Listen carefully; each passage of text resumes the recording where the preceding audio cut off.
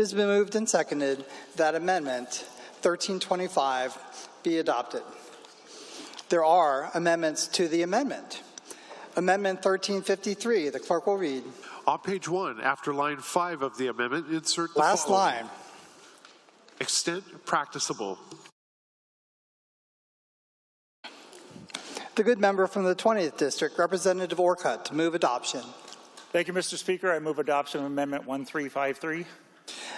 It has been moved and seconded that Amendment 1353 be adopted. Remarks, Representative Orcutt.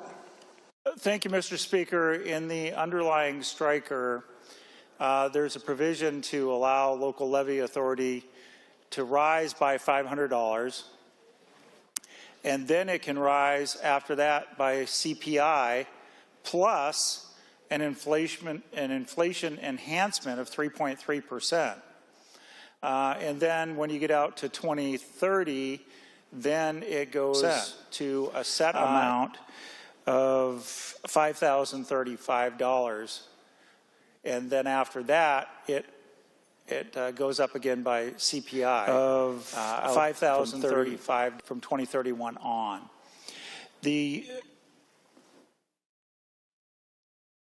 When it does this, it allows the levy capacity to go up faster than the levy equalization goes up. What this amendment does is it takes that away, brings the inflator for the levy authority down more in line with what the LEA increase is in the underlying striker. And that's based on IPD instead of CPI. And IPD is also based on very similar to what is used as an inflator for many other things that are done within the realm of our education system. So this just basically aligns what the levies will be and at what rate they can grow with the rates that are used everywhere else within our education statutes. And I commend this amendment to you today. Thank you. Further remarks, the good member from the 11th District, Representative Berquist. Thank you, Speaker Stearns. Urging a no on this amendment.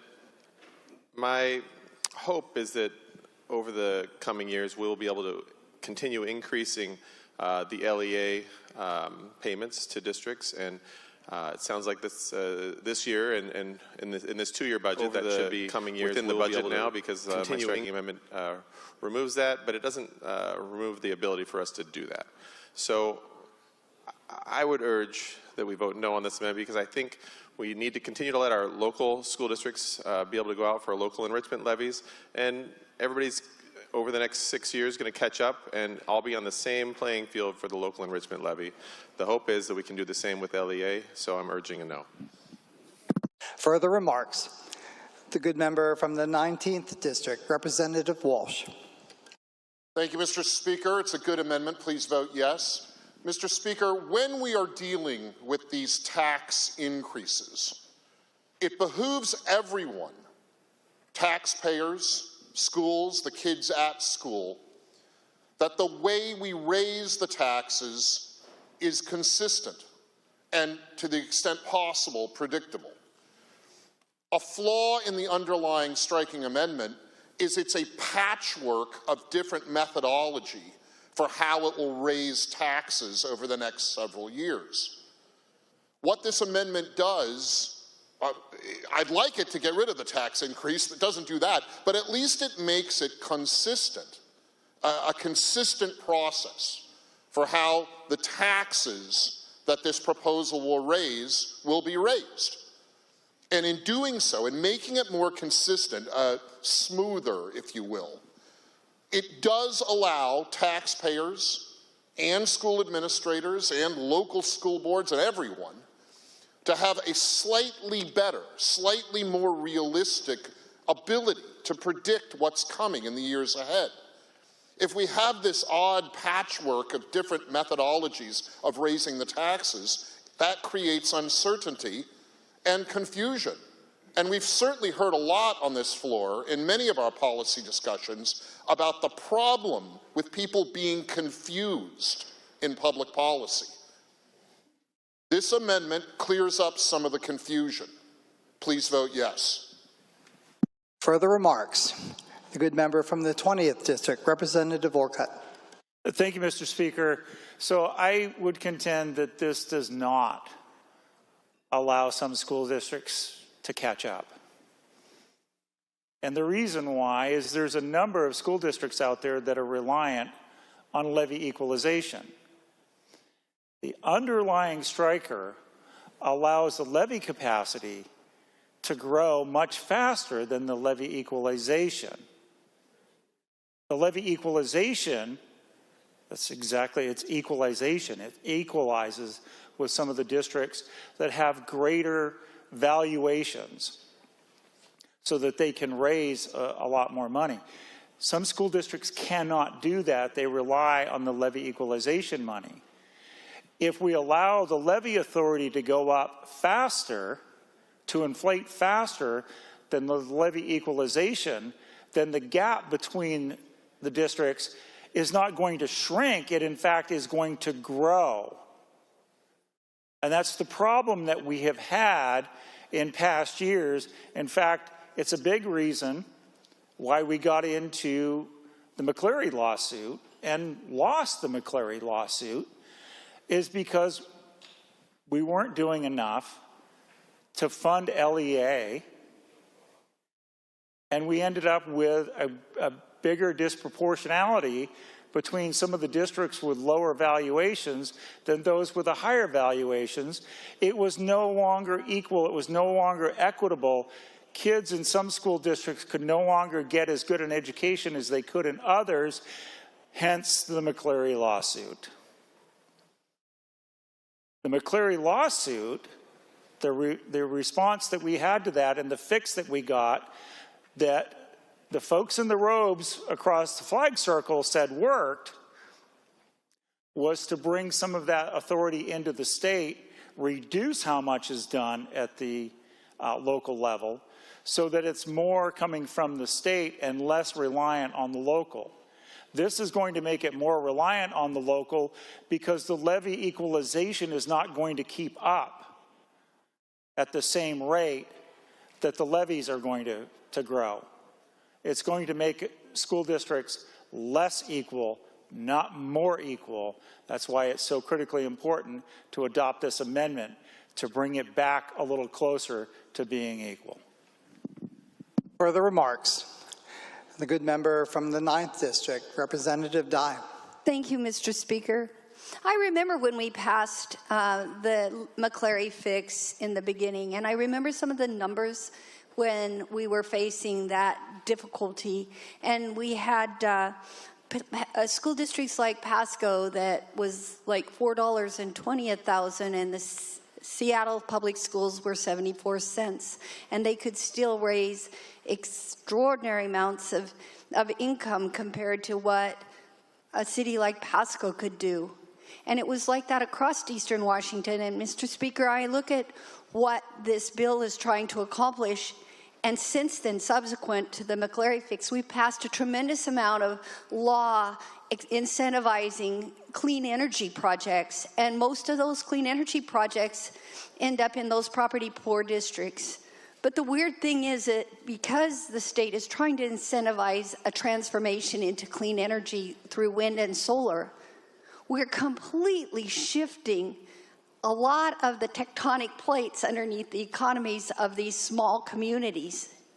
And when we give tax incentives to get people to site their projects in Eastern Washington, we upend the school funding. Columbia County, for example, had a situation where the construction money, this money, was exempted, and so they lost almost 340 some odd thousand in that for their students in their school district. It was about $1,000 a child because of that exemption for the construction of a large wind facility in their county. And we see the differences in property values now because of those facilities being placed on farmland and it changed the property tax revenues, but it also created a tax shift as the rapid depreciation option is being taken. And so again, shortchanging these school districts. Finally, when we go to make make it up, we can't pass those levies for schools. And so we're having a hard time maintaining a parity. And when I look at a town, a city like Asotin, where their kids are doing great, it's a very popular school, and we have a lot of kids there. More kids come to school every day than there is the base population of that town. And you look at that, and they can't go to state because their fair share of the LEA money doesn't allow them enough money to go travel, get a hotel, and get those opportunities. And I looked at what happened when we went and said, oh, we'll make it more fair. $1,500 for small schools, $2,800 for big schools. What's fair about that? It costs just as much to do those robotics teams, whatever. We praised the kids up in the gallery just last week for winning the water polo.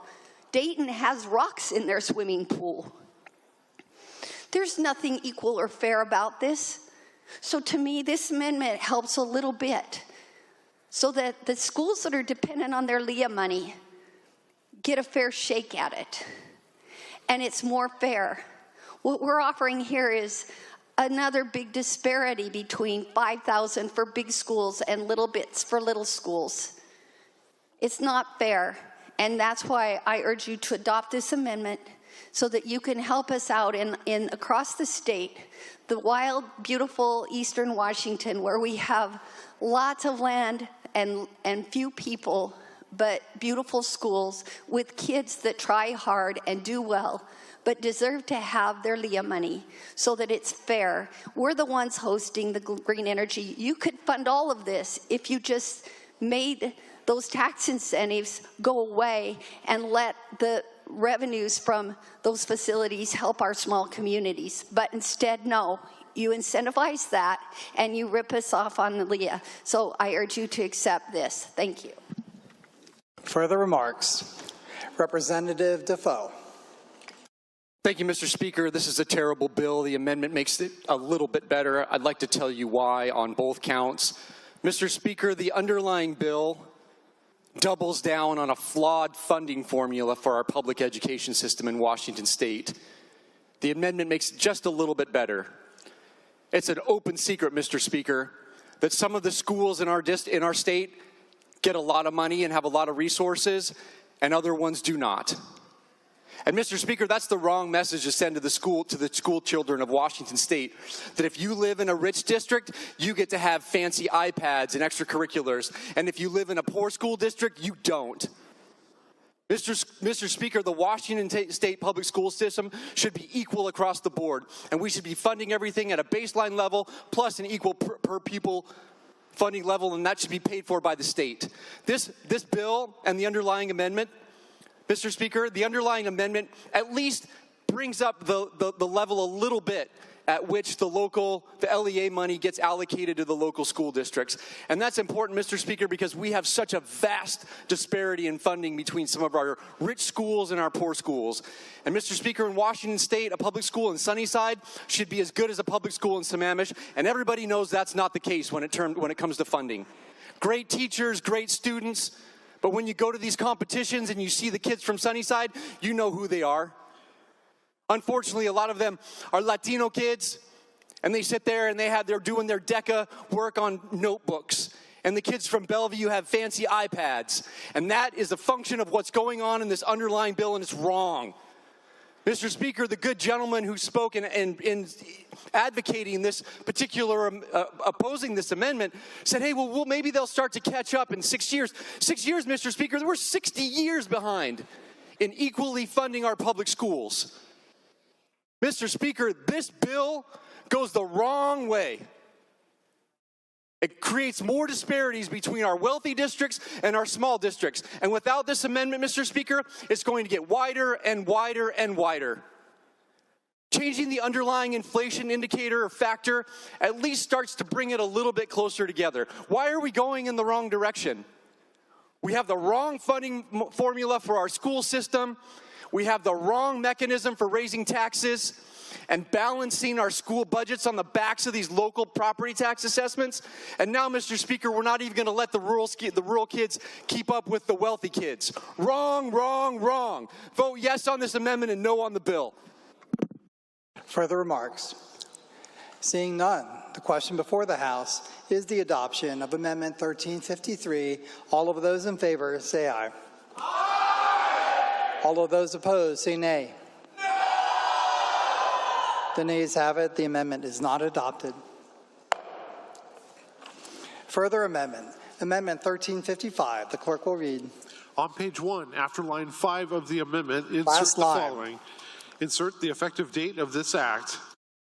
The good member from the 7th District, Representative Abel, to move adoption. Thank you, Mr. Speaker. I move Amendment 1355 for adoption. It has been moved and seconded that Amendment 1355 be adopted. Remarks? Thank you very much, Mr. Speaker. Before beginning the bulk of my remarks, as always, I want to thank the gentleman from the 11th District for his work on this issue. Respectful differences of opinion about how best to move forward, but the work is significant and appreciated.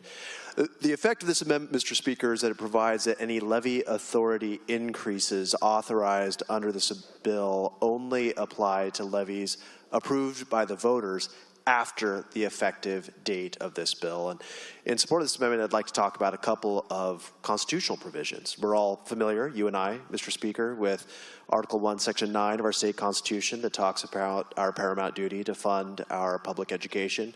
It's a critical obligation and one that I think we could do much better at. But it doesn't exist alone, Mr. Speaker. There's also Article 1, Section 32 of our state constitution. It's called the Fundamental Principles provision. Permission to speak, permission to read, Mr. Speaker. Please proceed. It's very brief. Article 1, Section 32 provides, quote, a frequent recurrence to fundamental principles is essential to the security of individual right and the perpetuity of free government, close quotes. Basically, what this stands for, Mr. Speaker, is this idea that in interpreting our Constitution and engaging in public policy, you and I, the members of the legislature, need to frequently fall back on fundamental principles of government. And, Mr. Speaker, I believe there are very few principles that rise to the level of this idea of seeking the consent of the governed for any sort of tax increase. And that's exactly what this amendment would do. It would seek permission from the voters to approve this tax increase. And I think critically, Mr. Speaker, this is a great way to reconcile these two provisions of our state constitution, Article 9, Section 1, and Article 1, Section 32, and that's to seek the voters' permission and approval for any sort of tax increases to fund the goals of this bill. I ask that the amendment be adopted. Thank you, Mr. Speaker. Further remarks? The good member from the 44th District, Representative Berg. Thank you, Mr. Speaker. Mr. Speaker, I'm asking for a no on this amendment. I'm asking for a no, Mr. Speaker, because the voters have already weighed in on the levies of which this amendment covers. Mr. Speaker, I'm asking for a no because listening to the voters is something that you and I value and that you and I have heard many times on this floor. We've heard that the voters have weighed in, have asked for a yes, have voted yes.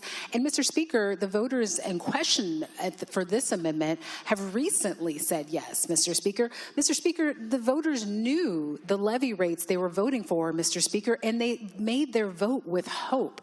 Mr. Speaker, their hope was that we would do just what we're doing today, which is increase the levy amount.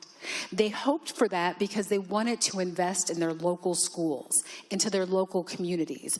So the voters were asked, and they said yes. Mr. Speaker, I'm asking for a no on this amendment because it goes back on what the voters recently have said yes to. Mr. Speaker, they said yes to additional levy capacity to fund their public schools. Mr. Speaker, this amendment And Mr. Speaker, if you decide to vote yes on this amendment, know that you are deciding to go against what voters in 87 school districts have said yes to, Mr. Speaker.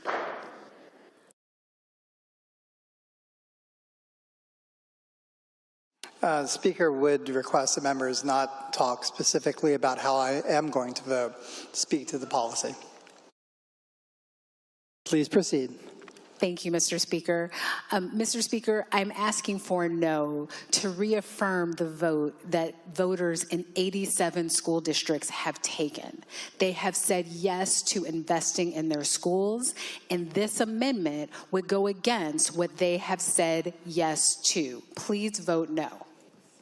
Further remarks. The good member from the 26th District, Representative Cloutier. Thank you, Mr. Speaker. I want to tell you what my constituents have voted for. My constituents voted that we fully funded K through 12 education, which is our paramount duty. That's what my constituents voted for, and that these levy dollars should have complied with the Supreme Court ruling that these are in addition, these are extra things that we're supposed to be funding.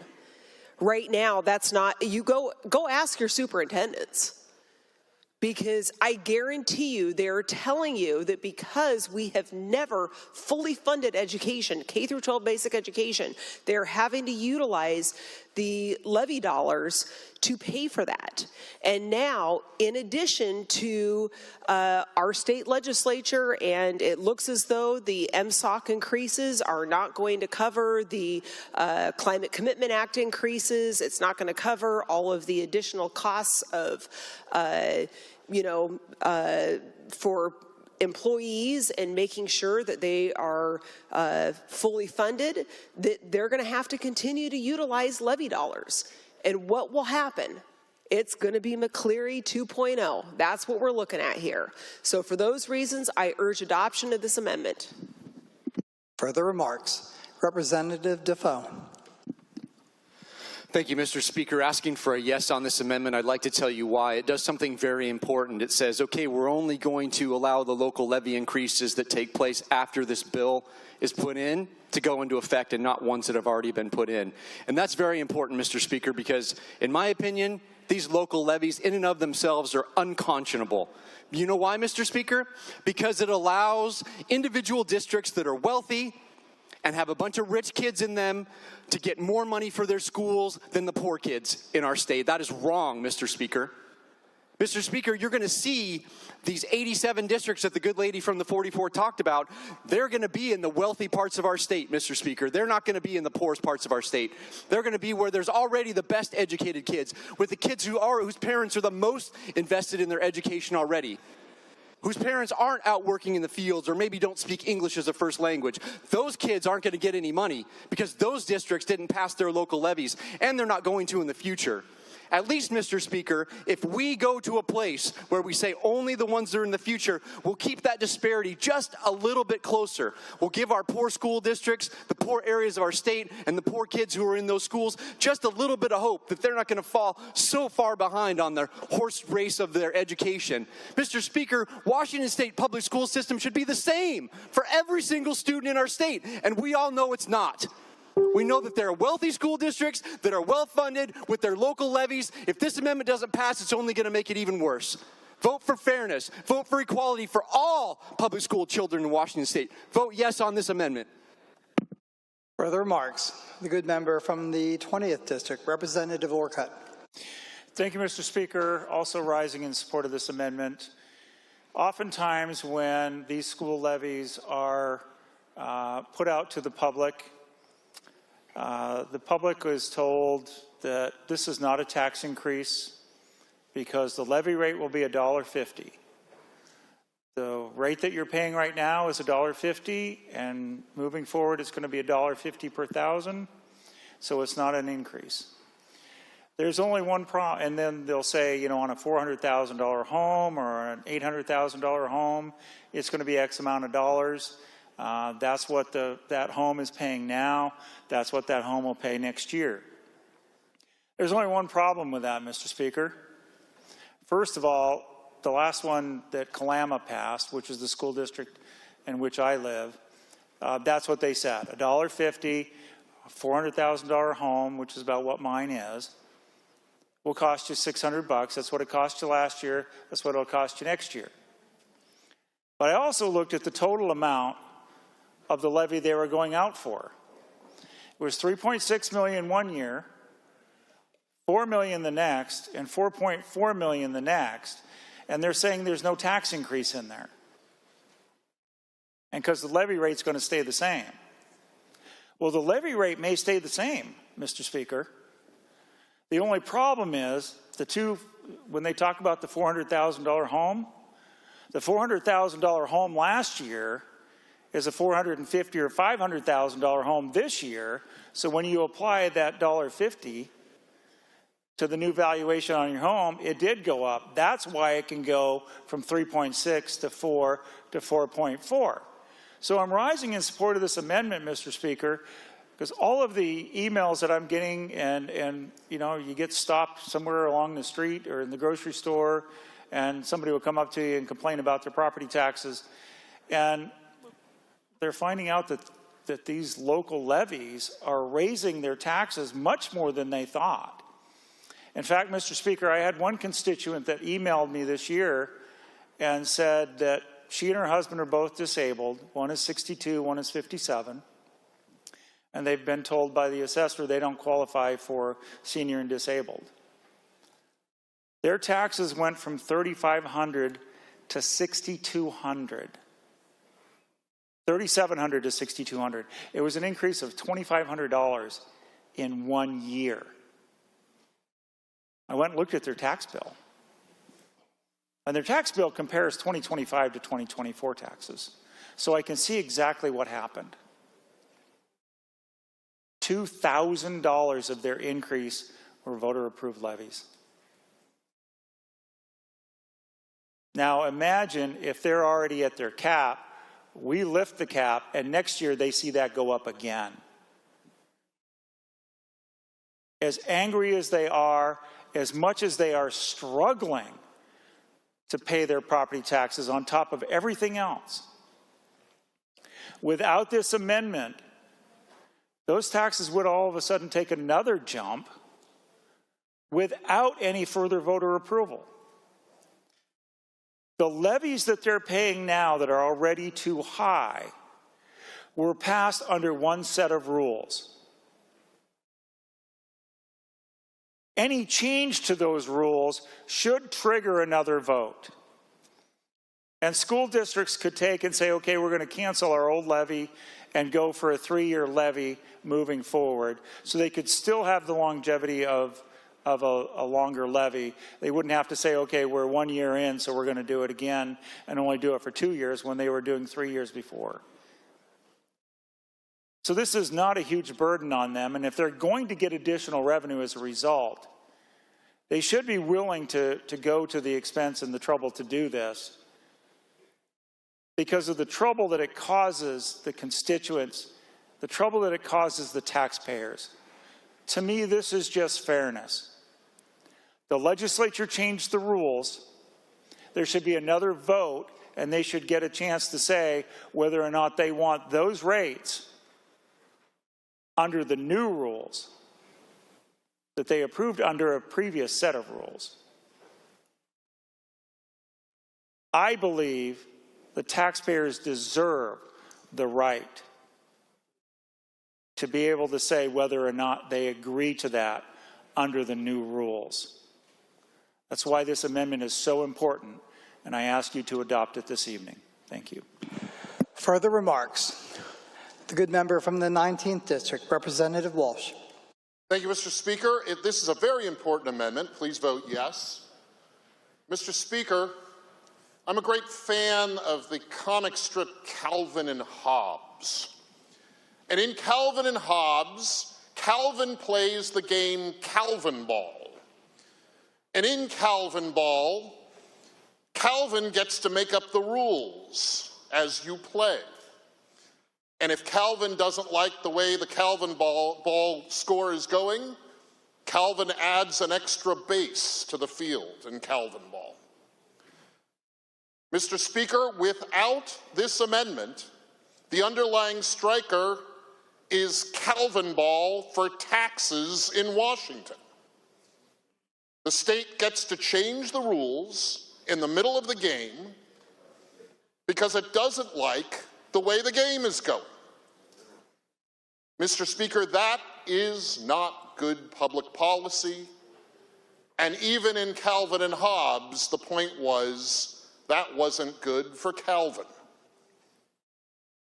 Mr. Speaker, the reason why it's important to look back at the state constitution when considering this amendment and the underlying striker and the underlying bill is that it is essential that we balance Article 9, Section 1, our paramount duty, with Article 1, Section 1, requiring the consent of the governed. Mr. Speaker, the underlying policy here is an increase in property taxes for the people of Washington. And it's done in a way that is confusing to most and won't be apparent to all, but it is a tax increase. And one of the questions that I get, Mr. Speaker, all the time from my constituents is, aren't we supposed to have a voice in tax increases? Aren't we supposed to get a vote when there are tax increases? And you say to them, I say to them, and I'm sure you do too, well, you do. You get to vote on a levy. You get to vote on local bonds. And this is still cold comfort to many of the people of this state, Mr. Speaker, because they don't see directly how their votes on this levy or that bond translates into a property tax bill that goes up by 20% a year or 40% a year or more. We have to stop playing Calvin ball, Mr. Speaker. We have to hold true to a set of rules, and if we change the rules, we need to give the people the chance to approve of any tax increase on their property. Mr. Speaker, we are at a crisis point with the rate at which property taxes in the state have gone up, and we can't change the rules in the middle of the game on the people again. And a last thought, Mr. Speaker, as you've heard some references, but I think this is a point that we need to make clearly. These issues, this Calvin ball, this is a reason for the McCleary decision that has so shaped and defined our K-12 school funding in this state. And if we continue to play Calvin ball with the rules of how property taxes are calculated, there's going to be another McCleary lawsuit, Mr. Speaker. And I don't want that. I'm sure you don't want it. But one begins to wonder, Mr. Speaker, are there people who want another McCleary lawsuit? Because without this amendment, that's where the underlying policy is heading. Vote no for Calvin ball. Vote yes for the amendment. Further remarks? Seeing none, the question before the House is the adoption of Amendment 1355. A roll call vote has been requested. Speaker is about to start the roll call machine. Speaker has started the roll call machine.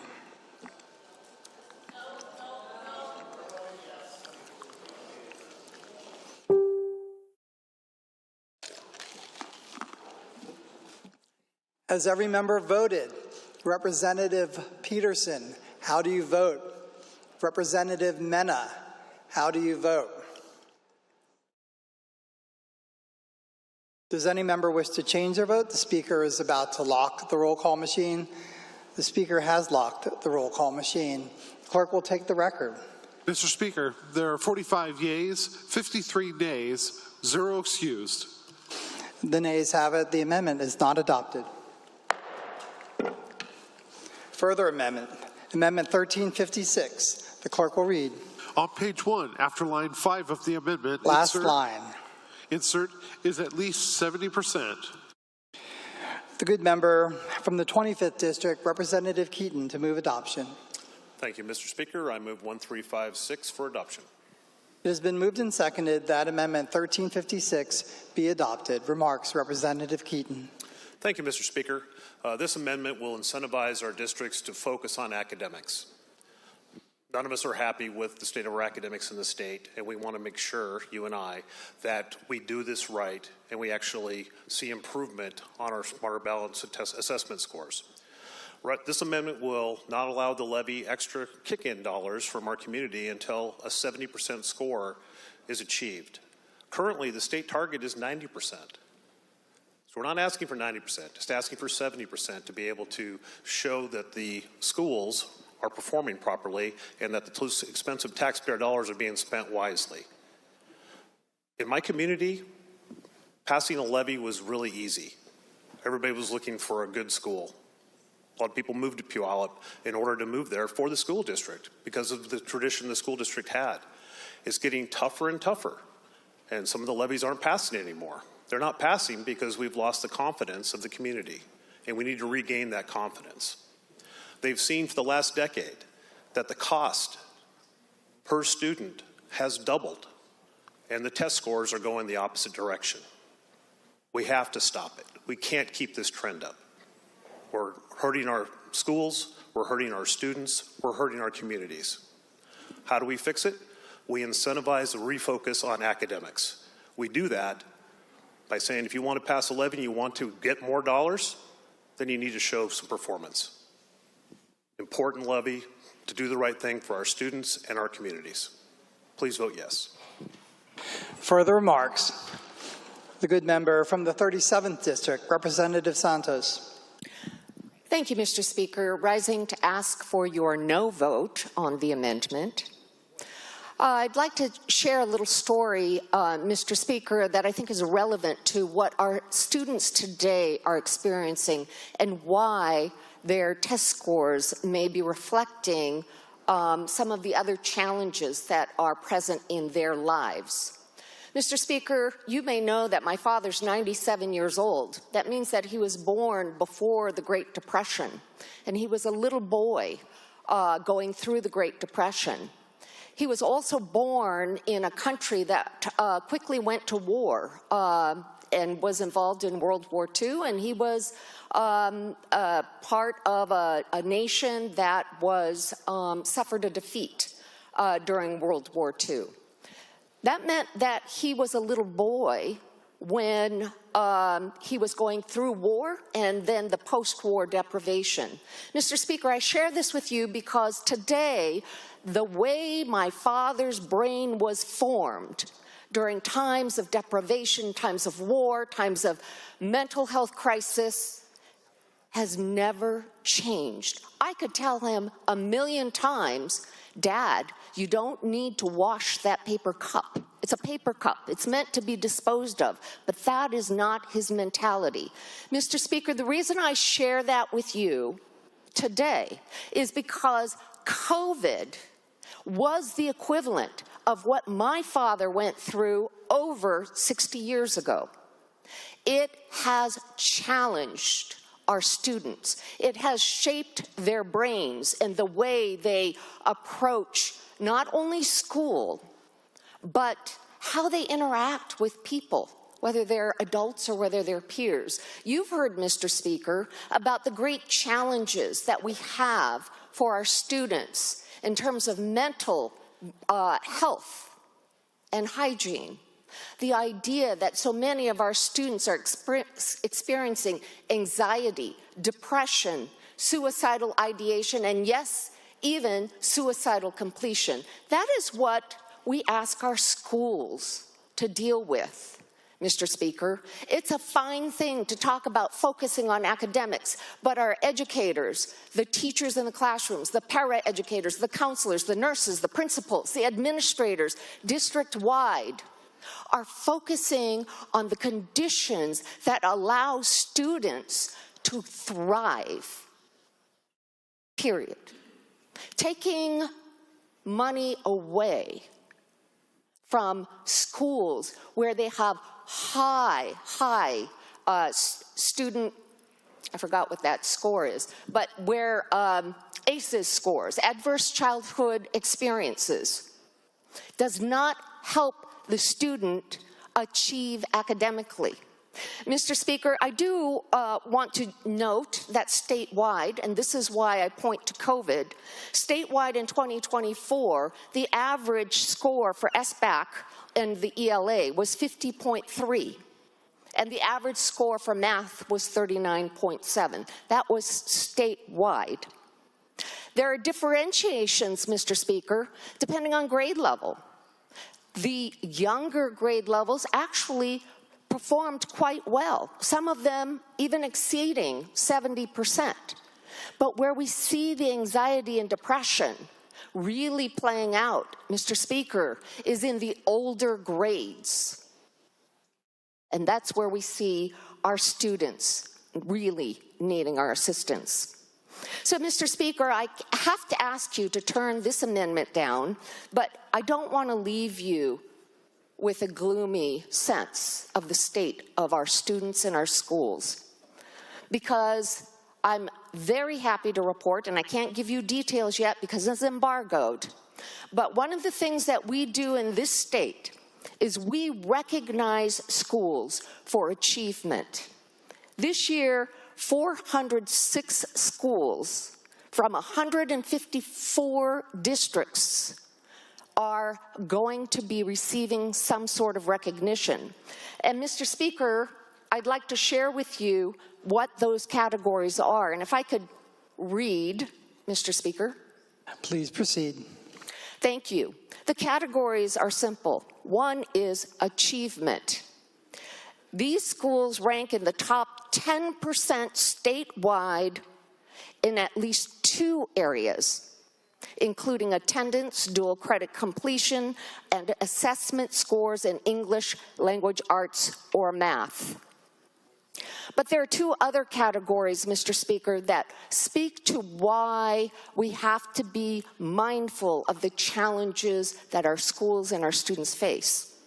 One is growth. We recognize growth. Maybe you're not at the 70% percentile, but if you moved, the school moved from 50% to 60%, we ought to be recognizing that. That's a growth recognition. You know, when you were a young guy, I bet you played Little League, and I bet you had a coach who said, "Attaboy." You may have whiffed on 3 times at bat, but you had good form, and you go up there next time, and you just hit that ball out of the park. That's the kind of encouragement that the growth recognition provides. There is another recognition, Mr. Speaker. That is the closing the gaps. You know and I know that some of our most impoverished schools, schools that have high percentages of free and reduced lunch, high students with disabilities, high homeless or foster student enrollment, are going to have greater challenges.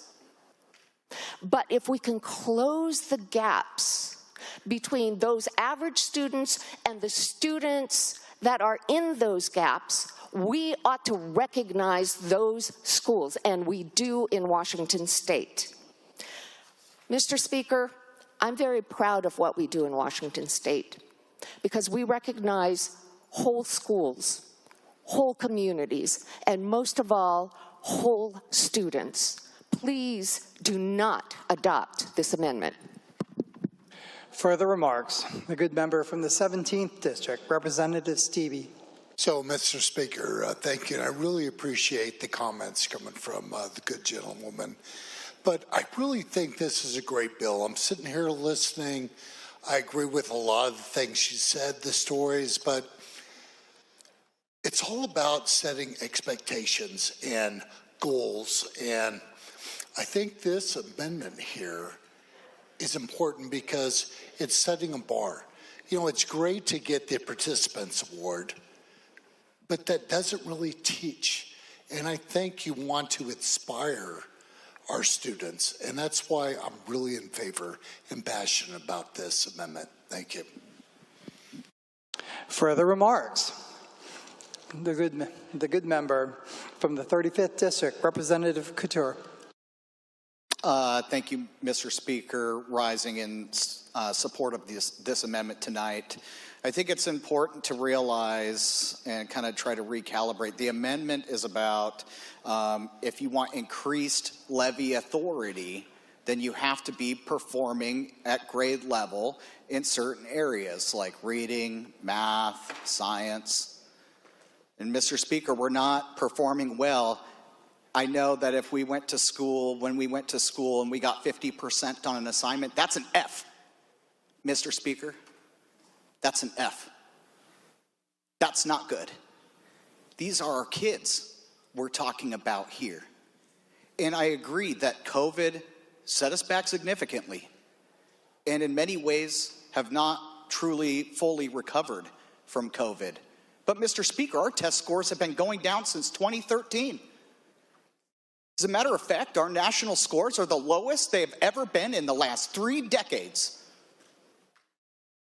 But more levy authority. And people in my district, Mr. Speaker, wonder why. Why do we consistently pay more and more and more in property taxes and continue to get less back? Less of an education for our kids, and we don't have time to wait, Mr. Speaker. You know as well as I do that they're going to be in school for a finite amount of time, and if we fail them during the time that they're in school, then we failed them for a long time. It's hard to recover. It's hard to recover after the 3rd grade for many kids if they don't properly read and do math at their grade level. This amendment recognizes that we should do better.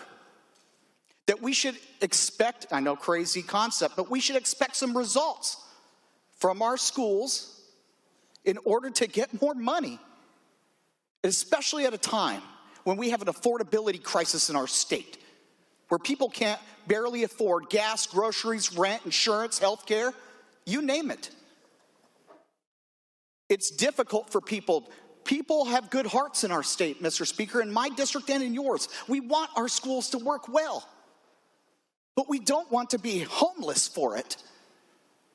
And at least if we're going to pay exorbitant amounts of money like we do now, we should get some results back because they're our kids.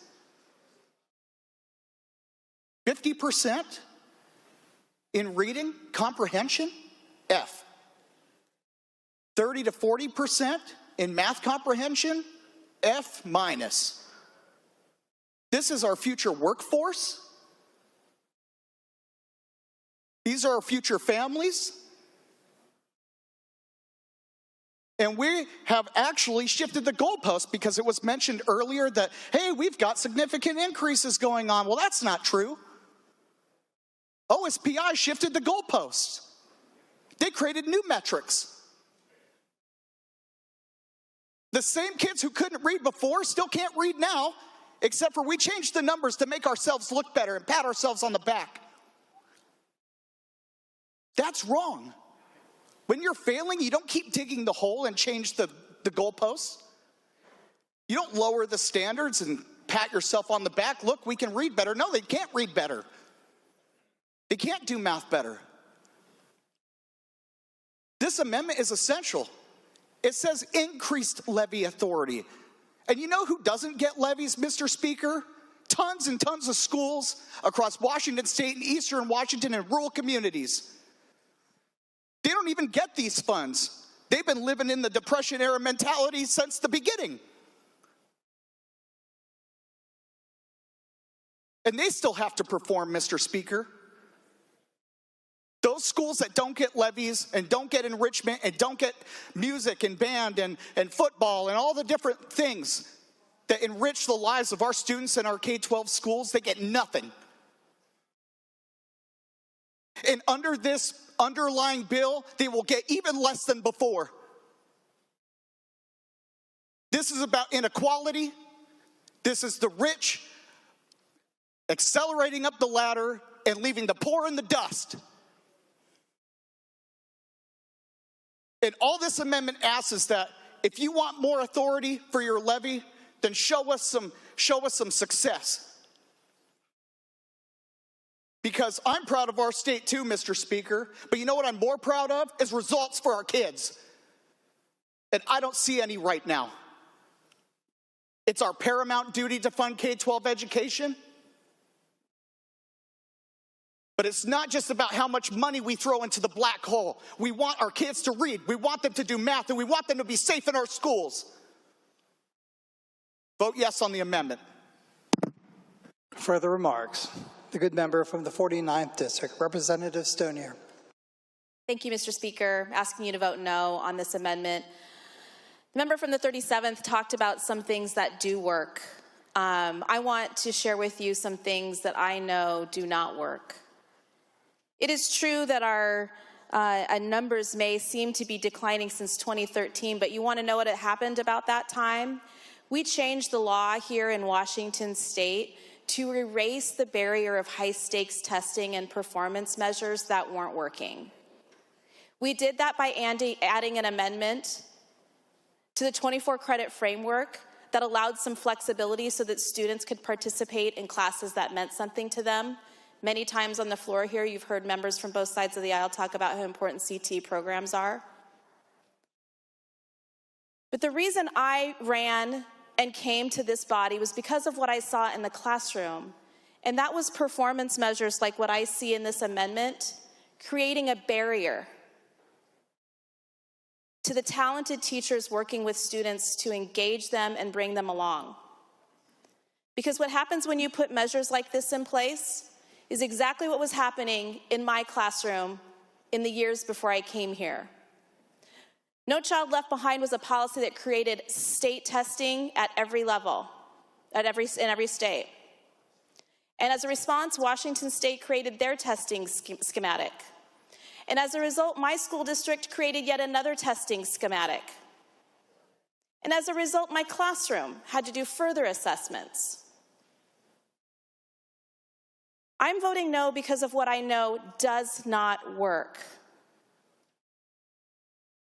I know that the students who are not performing as we wish they would at this point in time, and frankly, as they wish they would, is because they need support in the classroom. They need more supportive staff. Their staff needs training. They need buildings they can learn in without getting sick. It's not because a 70% measure is going to do the trick. I agree we should have expectations for our investments, but we've got to learn from our mistakes in the past and use our funding moving forward in a way that works. Not in a way that we have seen very clearly does not work. I'm asking you to vote no because I have seen this before.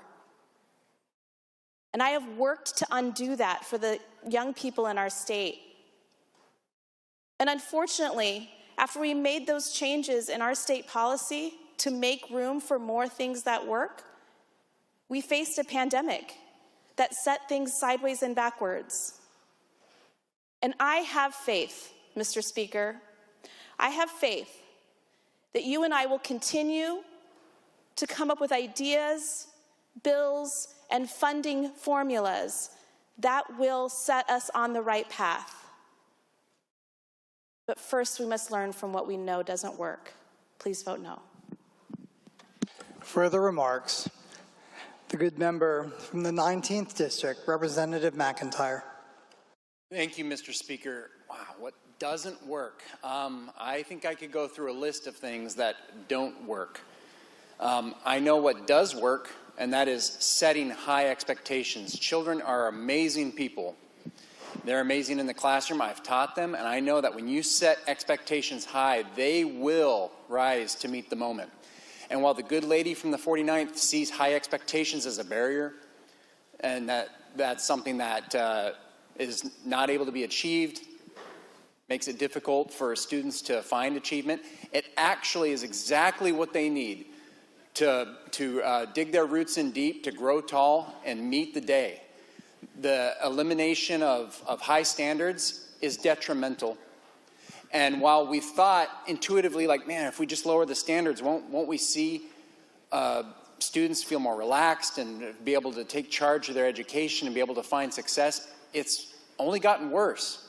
So hearing about how we got rid of high-stakes tests back around 2013 and then how we just got hit by a pandemic, well, there's a 7-year gap, Mr. Speaker, between 2013 and 2020 when COVID came around. The trend line is going down and has gone down. COVID did deal a huge blow. It did to everyone in the country. But you know what? Other states are bouncing back. And where are we? Why aren't we bouncing back? How is it that COVID has been more devastating to Washingtonians and we're getting beat by Mississippi, Mr. Speaker? Mississippi is beating us in reading and math. How are these things possible? Because others have high standards. I want to express to you my gratitude to the gentleman from the 25th for this amendment, because at first glance, I didn't like it, because I didn't read it close enough. I thought it was a relativistic standard about being in like the top percentile or something, which is no achievement at all. But it's an objective standard. It's an absolute term. Hit that 70% in reading and math, and good things will come. And then you have something to strive for.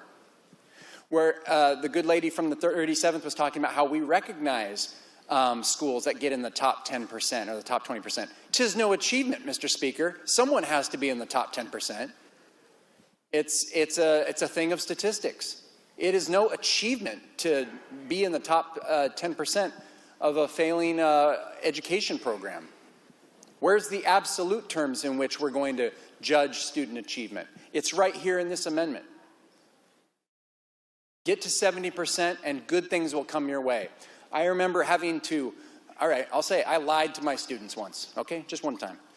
We were doing the state test and the student said, Mr. McIntyre, why do we have to do this test? And it was a science test because I was a science teacher and that was one of the metrics that we were gonna test. And a lot of the students checked out. And you know what they said they were going to do? They were just going to click next, next, click A, B, C, A, B, C, A, B, C on the multiple choice test and just get through it. And then they could close their eyes and sit back and enjoy the rest of the week. They would get done with all their testing on the first day or however it was set up. And I was trying to think, how am I going to keep these students from doing that? I need them to actually try on this test. I want to see where they're really at. See if we've really made growth. So you know what I did? You know what I said to them? I said, you know, this test is tied to sports funding. And if you guys can pass this test, all of you, money will probably come in that will get you new equipment, new uniforms, things like that, new equipment for the sport. Wouldn't that be nice? So I had to think of anything, something to try and get them to be engaged. Because they said, what is the point?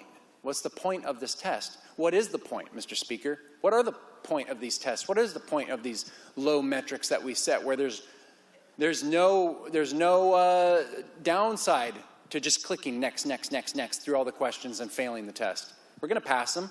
Kid's going to go to the next grade. We don't hold anybody back anymore.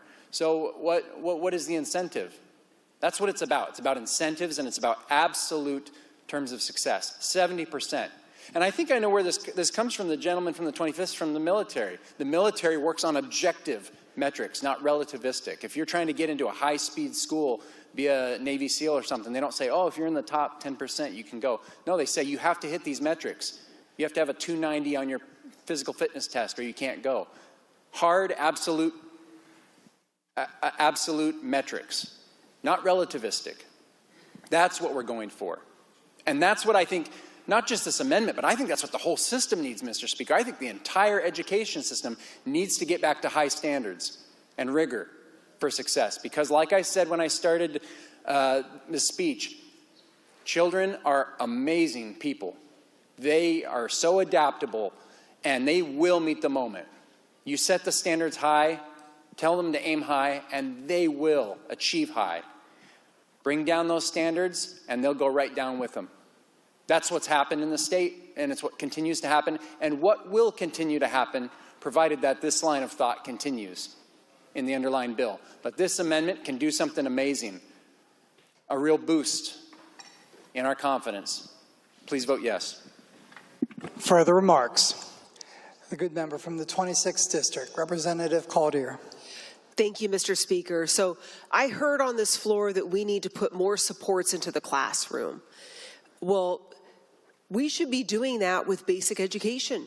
Basic education dollars should be coming from the state. It should not have, the school districts should not have to rely on the levies for supports in their classroom.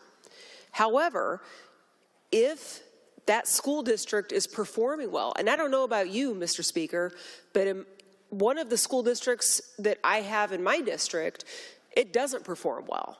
And do you know how hard that it is for that school district to go out to the local people where they're struggling financially already to say, oh, hey, by the way, we have very low test scores and we just want you to give more money to us because the state isn't doing their paramount duty and we have to fund special education and transportation and all these other things because the state isn't doing their job.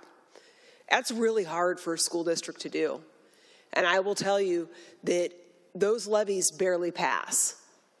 And I have a funny feeling that in the event that we do not put some sort of incentives in there, that we're going to make it so some of these school districts that are able to get more levy dollars, they will use that for things that the levy dollars should not be utilized for.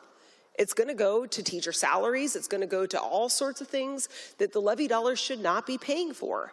And we're going to wind up in this whole cycle all over again. So remember this. And I'd give it about 5, maybe 10 years before we're back into McCleary 2.0. But for those reasons, I urge adoption of this amendment. Thank you. Further remarks? A good member from the 17th District, Representative Stevie. Thank you, Mr. Speaker. I'm hearing some great words, and I'm just listening to all this, and I'm seeing mediocrity. We need to set the bar. We need to set expectations. And it reminds me, my wife goes to the soccer games, with the kids, and they come back on a Sunday, and I'm like, how did it go? And I'm talking to my wife, the moms, and they're like, oh, the kids had a great time. They did really well. And then I pull the kids in, and I'm like, how'd you guys do? And they're like, oh, we got beat pretty bad. And it's funny how people kind of disguise, and they're saying, oh, yeah, everybody, there are no winners. And it's like, no, kids know. We want to make sure that we give them expectations. We set the bar high, and we achieve. We're doing them a misservice if we don't let them live to their potential and back them as far as we can.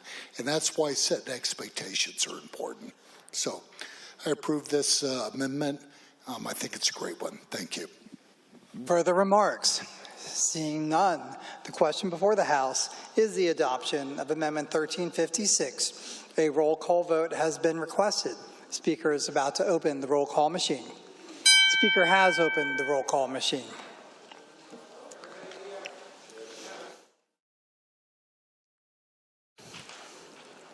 Has every member voted? Representative Branoski, how do you vote? Representative, does any member wish to change their vote? The Speaker is about to lock the roll call machine. The Speaker has locked the roll call machine. The clerk will take the record. Mr. Speaker, there are 43 yeas, 55 nays, 0 excused. The nays have it. The amendment is not adopted. Further amendment, Amendment 1361. The clerk will read. On page 1, beginning on line 6 of the amendment, Last line. strike, insert school. The good member from the 15th District, Representative Corey, to move adoption. Thank you, Mr. Speaker. I move Amendment 1361. It has been moved and seconded that Amendment 1361 be adopted. Remarks, Representative Corey. Yeah, thank you, Mr. Speaker. Urging the body's adoption of this amendment. Mr. Speaker, we have a publicly run and operated charter school system in our state. And they have been demonstrating a lot of growth over these past few years and challenges. And unfortunately, a lot of the challenges stem from some institutional hurdles that we've imposed here at the legislature. Mr. Speaker, what this amendment would do would provide LEA assistance to those charter schools, similar to the way we operate some of our state tribal education schools as well. This is important to make sure that those students get the proper funding so that their education can match any other options that we have across our state. One of the recent recommendations from the State Board of Education was to close this funding gap, and that's what this amendment does. it actually took a look at the State Board of Education's second top recommendation for the charter schools and says, let's figure out a way to close that gap. This helps move it in that right direction. Mr. Speaker, this is really important. Charter schools are moving into new territory in our state. They're making good headway. They're reaching, new audiences and new students that maybe potentially haven't been reached before. And we're seeing a lot of success there. As a matter of fact, Rainier Prep was recently awarded last year a distinguished school because of their movement both in English and in math. Two areas, Mr. Speaker, that you and I both know our students across the state are struggling with. This amendment would simply provide that parity in funding and allow that equity for those students. These schools, again, there's always some, typically there can be some misnomers about them, Mr. Speaker. These are not privately funded charter schools that you may see in other states. These are publicly administered and run charter schools. They're in some of our most diverse communities. They are across the state, whether they're in Seattle, Vancouver, or Spokane. They're all over our state, and they're making a difference. And, Mr. Speaker, this wasn't an issue that I knew about when I first came to the legislature, but both sitting in education and sitting on appropriations, I've had a chance to meet the teachers, the parents, and the students whose lives have been changed by this charter school, whose students have been met in ways that they weren't being met in their traditional public school environment. Mr. Speaker, charter schools aren't an answer for everyone, but they are an answer for some. And if they are that answer for some, we need to ensure that we're doing our part to make sure that they don't have funding gaps, they don't have hurdles, barriers, obstructions from you and I here in the legislature. So today, I ask you to vote yes for this amendment to help send a clear message to those students and parents in those charter schools. We support your educational goals. And to those teachers in those charter schools, we value what you're doing in the lives of our students, and we want to make sure you have the proper funding so that you can continue to make a difference in those students' lives. Please vote yes. Speaker would like to send out a friendly reminder to members to please refrain from urging the body to vote a certain way, but to direct the remarks to the Speaker. Further remarks. The good member from the 37th District, Representative Santos. Thank you, Mr. Speaker. Rising to ask you to vote no on this amendment before you. Mr. Speaker, I know that you were not a member of this chamber back in 2013. In fact, there was probably less than a third of the members on the floor who were here when we passed the charter school legislation. Mr. Speaker, I say that because as a member of the Education Committee, and indeed as the chair of the Education Committee, I remember quite well the arguments that were presented why we should pass charter school legislation. One of the things that the Charter Schools Association wanted was to be construed as public schools. They also wanted to be able to receive their commission charter from either the Independent Charter School Commission or from a school district. Now, Mr. Speaker, I raise that because, in fact, only one school district in the state has been approached to authorize charter schools. You know, Mr. Speaker, that the levy equalization is something that we offer to public schools and school districts when they are not able to fully realize their levy authorization compared to other school districts like the one that I represent. But charter schools do not have a taxing authority. But they knew that back in 2013, that they were not going to be allowed a taxing authority. They wanted to go ahead with the authorization anyway. So that's what we did. Having said that, Mr. Speaker, I think it's important for me to also remind you that this legislature invested $7.7 million in the last supplemental budget. $7.7 million to replace what we would call enrichment had they had had such taxing authority. Mr. Speaker, with only 17 or 18 of these charter schools, that means we're giving an additional $500,000 to each school, where the average student population is about 300 students. That's a lot of money per pupil. Mr. Speaker, I think the other reason that I ask you to turn this down, not just based on principle that they didn't ask for it when they were authorized, is that we have made as a legislature many accommodations for the lack of other resources that charter schools have access to. And so we made provisions to ensure that, because as I said, their average enrollment is about 300 students for these 17 or 18 schools. They're given small school general apportionment. They have access to LAP dollars. They're given highly capable dollars. They're given a transportation allotment that is based on the district per pupil transportation costs in the district where the charter school resides. Mr. Speaker, it seems to me that if the charter schools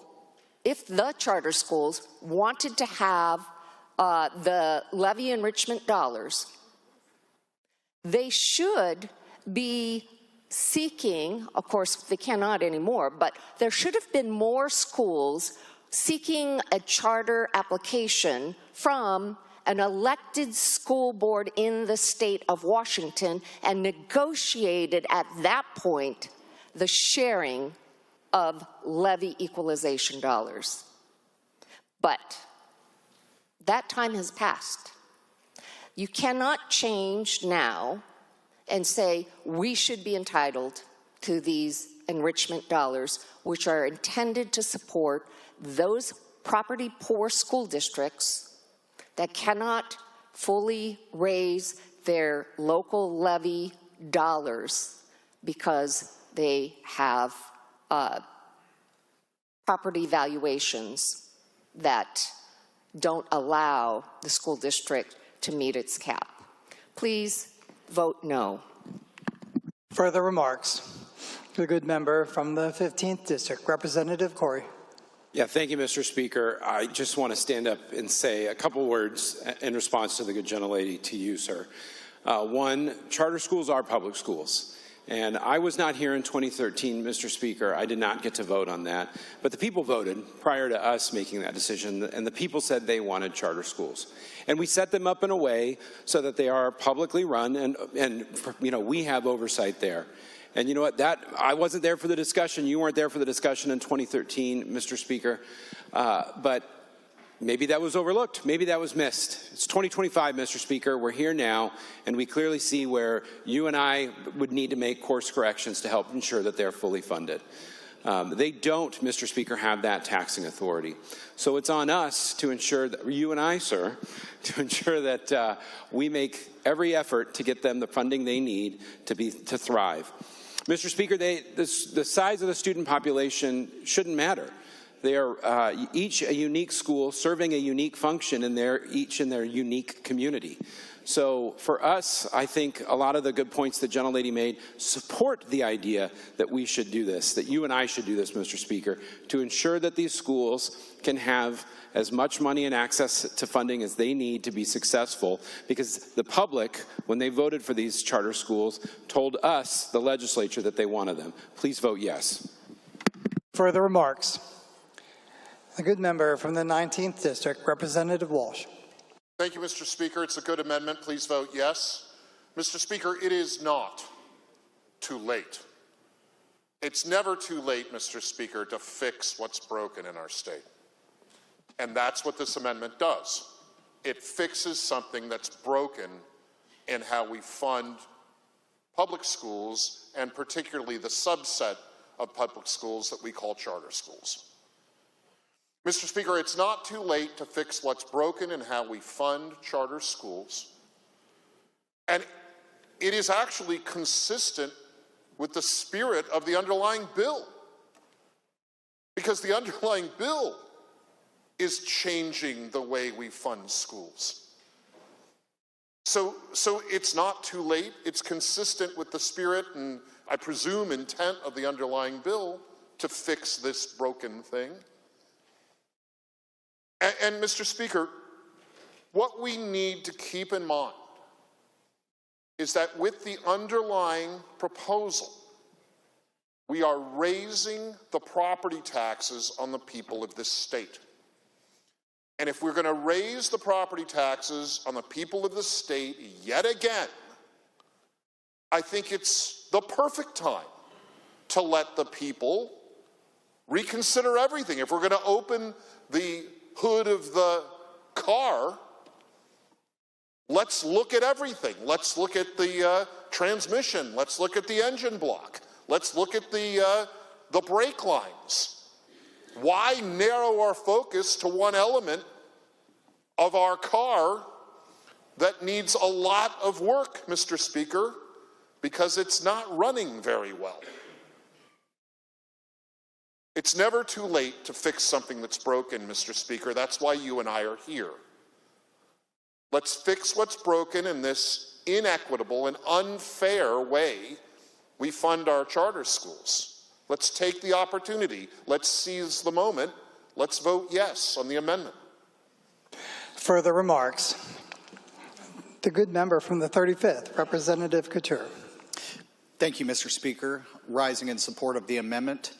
As I listened to the debate on this particular amendment and on charter schools, I'm reminded that it's our constitutional duty, Mr. Speaker, to provide a free and appropriate public education to every student within the borders of the state of Washington.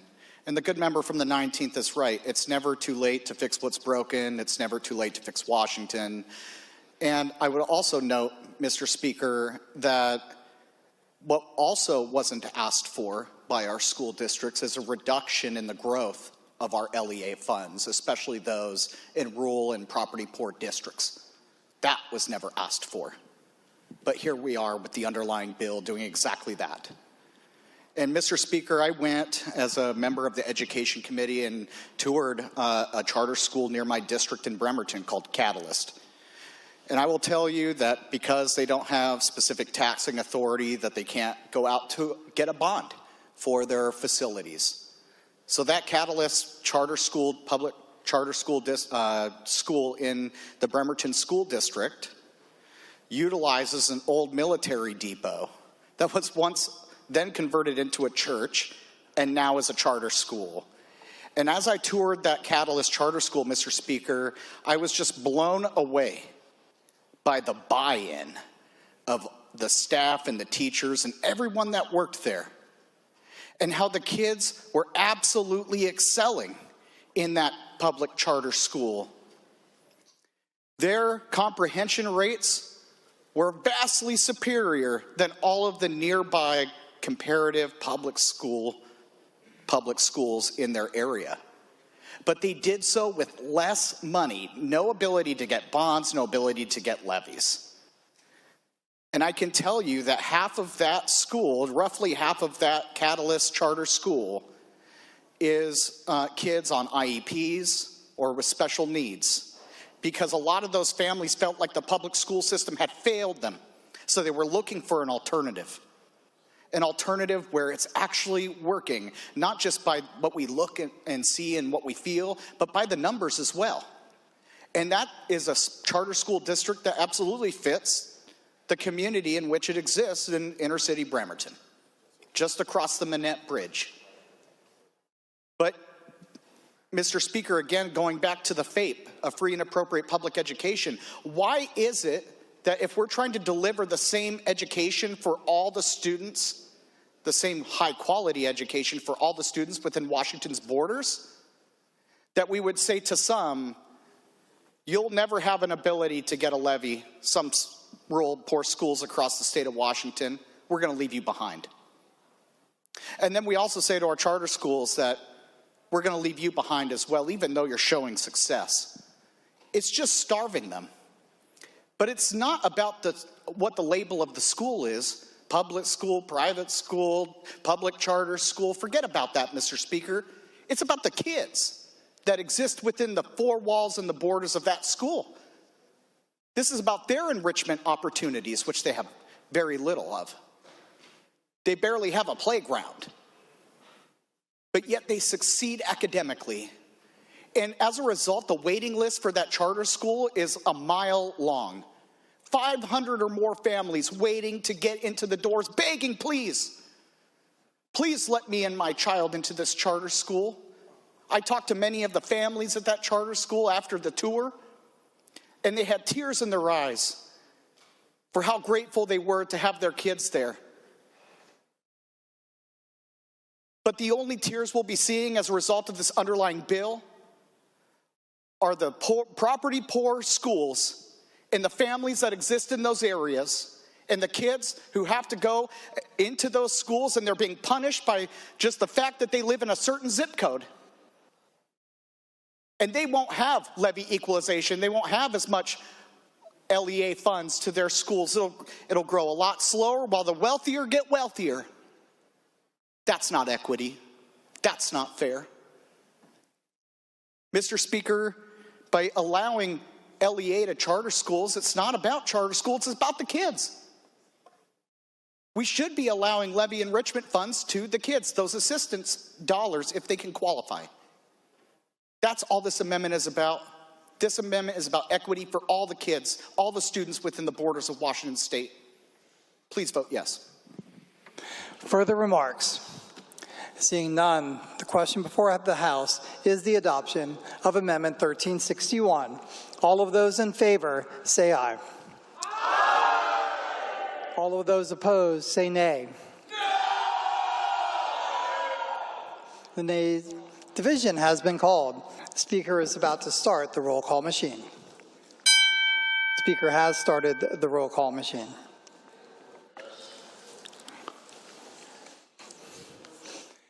As every member voted who wishes to vote, the Speaker is about to lock the roll call machine. The Speaker has locked the roll call machine. The clerk will take the record. Mr. Speaker, there are 41 yeas, 50 nays, 0 excused. The nays have it. The amendment is not adopted. Further amendment. Amendment 1352. The clerk will read. On page 1, after line 27 of the amendment, Last line. Insert full-time equivalent students. The good member from the 16th District, Representative Rude, to move adoption. Thank you, Mr. Speaker. I move adoption of Amendment 1352. It has been moved and seconded that Amendment 1352 be adopted. Remarks, Representative Rude.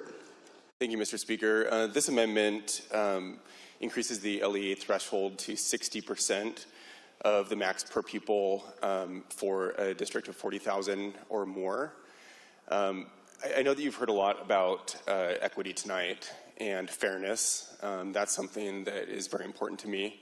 I live in a district with property poor areas, and I'm thinking back to pre-McCleary, where I think it was the Pasco School District had a rate of something like over $4 per 1,000 of assessed value.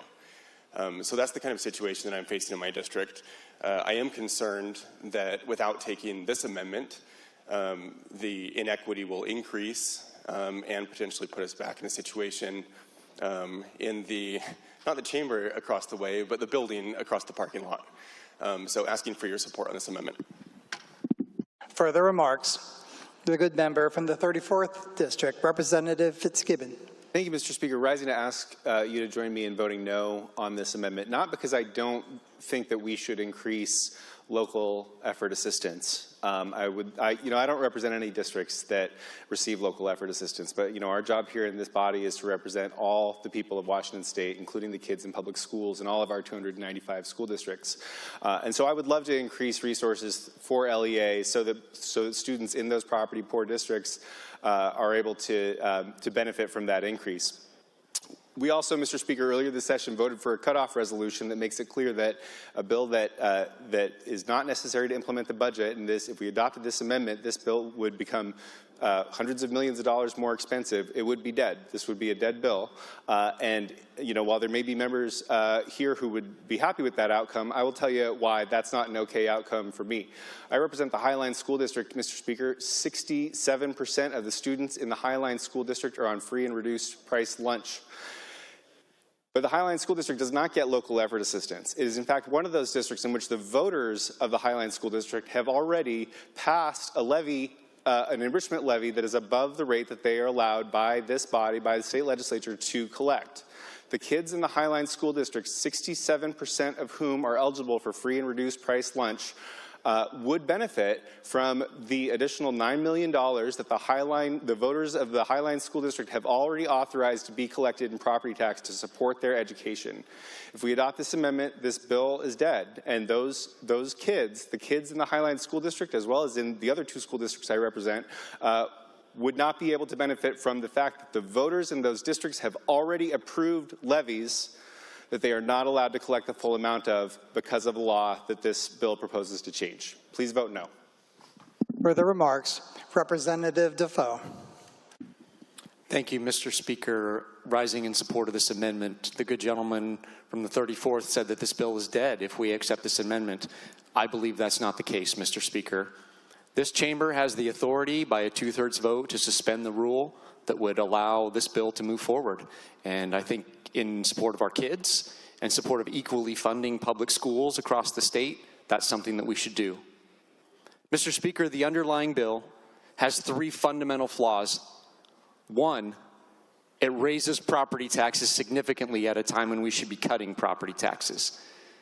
2, it gives significant advantages to rich school districts over poor school districts in our state, and creates an uneven playing field and makes some school districts better funded than other school districts. And that is the wrong message to be sending to our students. 3rd, Mr. Speaker, it's unconstitutional.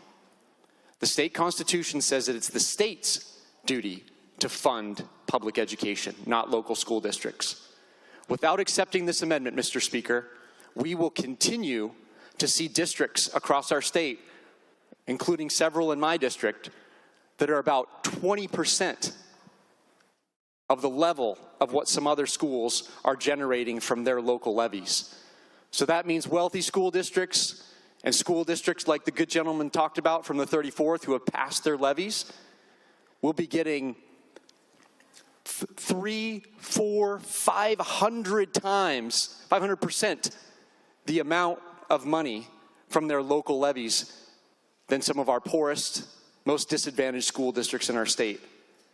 Mr. Speaker, this amendment is a simple ask. It says, okay, instead of that, let's just make sure that none of our disadvantaged school districts are getting less than half, 60%. They're getting at least 60% of what our wealthiest school districts are getting from their local funding sources. Mr. Speaker, I believe we should abolish local funding. I believe it's unconstitutional. I believe it contributes to significant property taxes around our state. And worst of all, I believe that it punishes poor kids in our state and disadvantaged school districts in our state. Mr. Speaker, this is what we have in front of us. This is the bill that you and I have to consider right now. We can accept this amendment. We can suspend the rules with a 2/3 vote, a bipartisan vote, to support all the children of Washington State at least a little bit of a closer level. Mr. Speaker, this is not a new issue. This is something that I've been thinking about since I was elected to this office. Mr. Speaker, this is not a surprise. This funding disparity is not a secret. It's a wide open, accepted fact of Washington State's public education that everybody knows, everybody with school-age children knows. That's why people move to specific neighborhoods and specific cities and communities within those cities. because of the quality, the known quality, and the known funding levels of those school districts, and why people with school-age children avoid other parts of our state, because they know that certain school districts do not get the same level of attention that other ones do. Mr. Speaker, our public school system in this state should have equal funding for all students. Without this amendment, we are going to be significantly less than that. The amendment ensures that the local portion is not less than half. Please vote yes. Further remarks? The good member from the 19th District, Representative Walsh.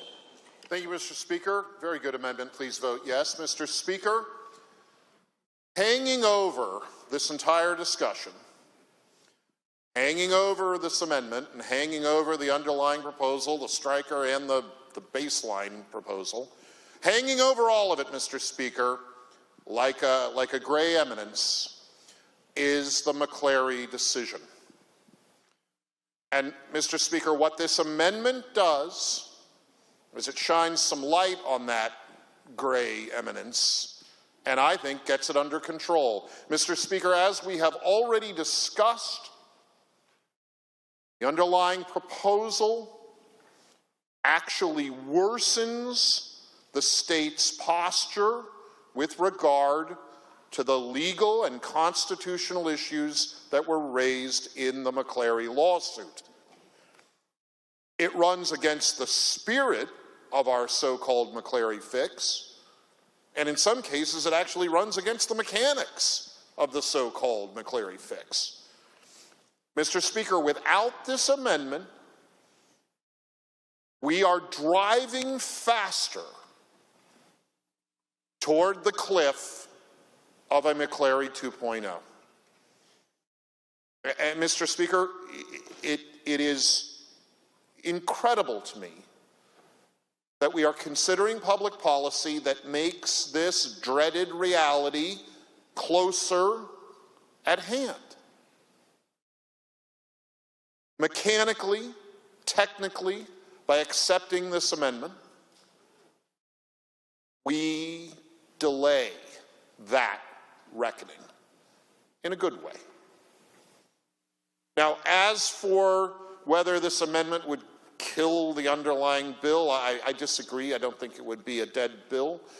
And Mr. Speaker, when we say that this amendment or some other element of the underlying bill change to or stay with the form as proposed will cost some tens of millions or hundreds of millions, Mr. Speaker, cost who?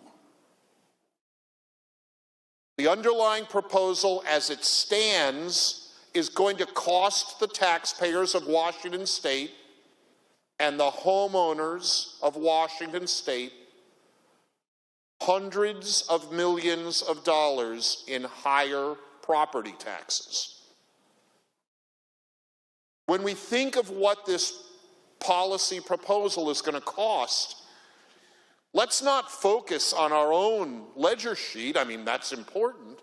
But let's keep in mind the people who actually fund everything. It's going to cost them hundreds of millions of dollars.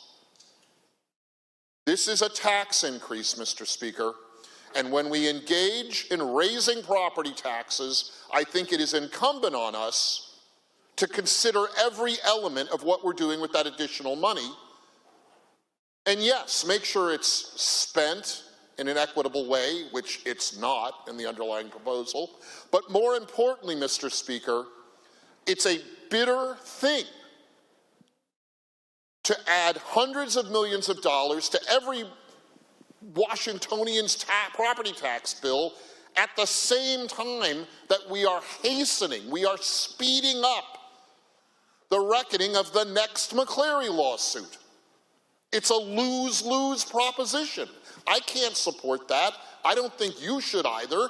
Let's vote yes on the amendment and fix at least part of that lose-lose proposition. It's a good amendment. It'll put off another McCleary lawsuit. Vote yes. Further remarks? The good member from from the 35th District, Representative Couture.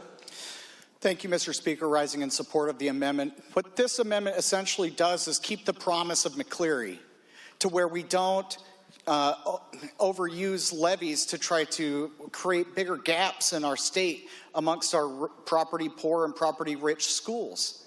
You see the 60% threshold in the amendment, Mr. Speaker. That is the promise of McCleary. So by not accepting this amendment, the only thing that's being gutted is the McCleary decision. We're unraveling McCleary thread by thread, and without accepting this amendment, we're just pulling one more thread, and we are hurtling ourselves towards another lawsuit.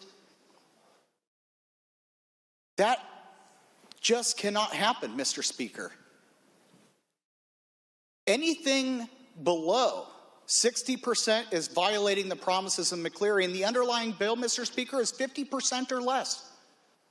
That's less LEA for our schools that actually need it. That's why LEA was designed. Levy equalization was designed. We've been talking about this since the 70s. This has been an equality gap that we've been trying to close as a state for a very long time. And now we're unraveling it again. And potentially putting us at threat for more litigation. So without this amendment, we're not keeping that promise anymore. Please vote yes on this amendment, Mr. Speaker. It's what will prevent us from McCleary 2.0, and it's what is necessary to provide equality across our districts. Further remarks? Seeing none, the question before the House is the adoption of Amendment 1352. A roll call vote has been requested. The Speaker is about to open the roll call machine. The Speaker has opened the roll call machine.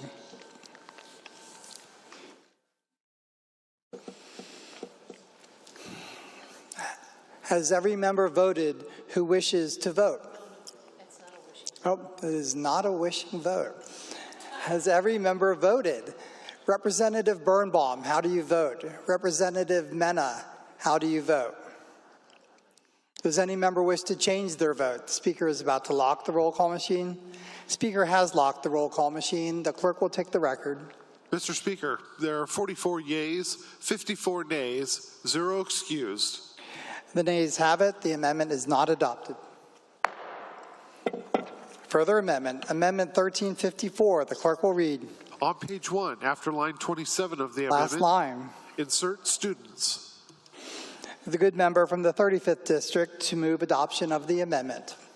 Thank you, Mr. Speaker. I move adoption of Amendment 1354. It has been moved and seconded that Amendment 1354 be adopted. Remarks, Representative Couture. Thank you, Mr. Speaker. Well, maybe the last amendment was rejected because you saw this one on the list and you were just so excited for it. This one would be, I mean, if you were looking for the equity amendment for our rural schools and for our property poor schools, this would be the one. So we talked about the percentages where the underlying bill goes to 50% or less, and the previous amendment went to 60, and that was the promise of McCleary. Well, I think the promise of McCleary probably wasn't even good enough, Mr. Speaker. So we just throw those last things out and we say, in this amendment, let's do 100%. Let's do 100% of the per pupil limit, the same as Seattle could get. That's what real fairness looks like. Some of these property poor districts, the whole purpose we have LEA is so that we can equalize and make sure it's fair for everybody. Mr. Speaker, I know just like me, you believe in fairness, and you believe that probably that we shouldn't be leaving certain schools behind just because of the zip code they're in and what property values they have. That's not fair. Levy equalization, LEA, local effort assistance, is a tool that levels the playing field to make sure that every student in our state not only gets the best appropriate education they could possibly get, but that also they have all the same enrichment opportunities as the rest of us. What this underlying bill is doing, Mr. Speaker, is it is growing at a faster rate, the levy rate, and it is growing much slower because of IPD, the LEA enhancement. And as time goes on, those two things will spread. The rich will get richer, and the poor will get poorer and be left further behind. That's not progress. That's wrong. So with this amendment, Mr. Speaker, we do the right thing, and we say 100% we're going to match. 100%. And some might say, well, that's a great expense. But K-12 education is our paramount duty. And when you're talking about priorities of government, Mr. Speaker, this is the thing that you fund first, not last. You give schools your first dollar, not your last dime. And that's exactly what this amendment does. I know we could do it. And even if we did this, there would still be more to do because there's many districts who can't even qualify for LEA because they can't pass a levy. And they're left the furthest behind. But at least if you're in a district where you can maybe squeeze through and pass a levy, but you can't get up to the right amount, you're going to get less LEA than ever before, which is going to incentivize ever-increasing property taxes, which will create a sticker shock in many of our communities that are property poor and needed to receive LEA. But now we'll have to ask for more levy authority, more levy capacity, more property taxes is what that means. In order to receive less, pay more, get less. That's what we're selling. But if we take this amendment, we could say, you pay what you pay and you get more. Especially if you're one of the school districts the state of Washington is leaving behind. Please vote yes on the amendment.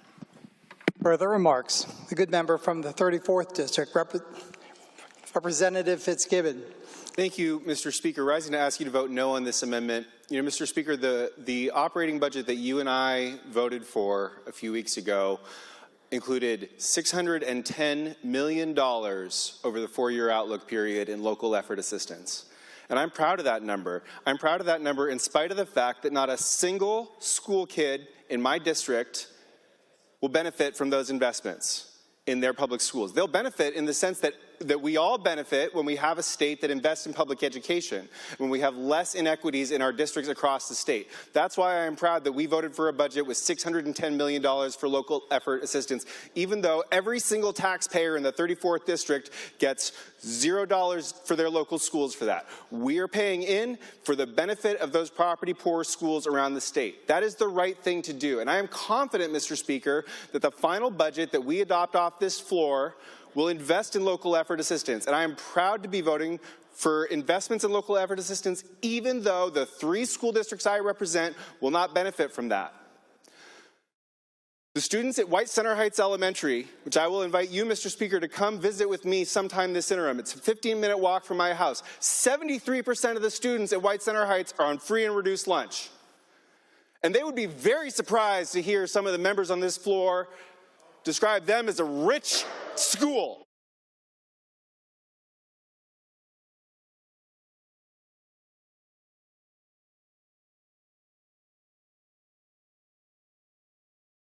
Speaker would ask that the member refrain from impugning the motives of other members. Please proceed. Thank you, Mr. Speaker. Well, I'm glad I've never heard you or I describe that school as a school full of rich kids. And I hope that you will take me up on my invitation to come visit White Center Heights, a school that gets $0 in local effort assistance, but where 62.5% of the voters of that district have voted to tax themselves to fund an enrichment levy that this state will not allow them to collect. They want to tax themselves more to invest in their schools.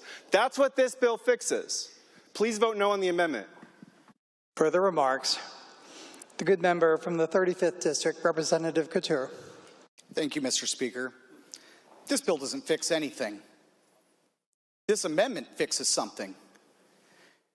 Mr. Speaker, if you don't like how we've set up local effort assistance, which is a tool for equity, because you don't think that's fair, then change the way that we fund schools through our local levies, because it is those districts, whether the kids in the school are rich or poor, but they are property-rich districts that can actually afford to get thousands and thousands and thousands of dollars more as a result of them passing a levy than other schools that are property poor, that they can pass a levy and basically get nothing.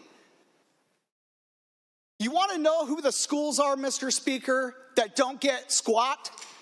The schools that can't even pass a levy, like schools in the Good Gentleman's District. And why is that? Because they've been crushed under the unaffordability in this state. They love their schools as well, but they simply can't make ends meet.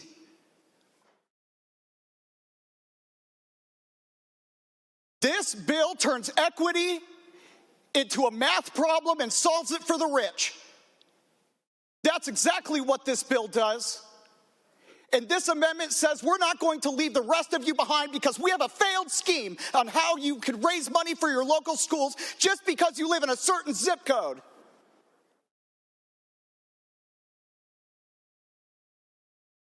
Mr. Speaker, we've been talking about levy equalization and LEA funds for a long time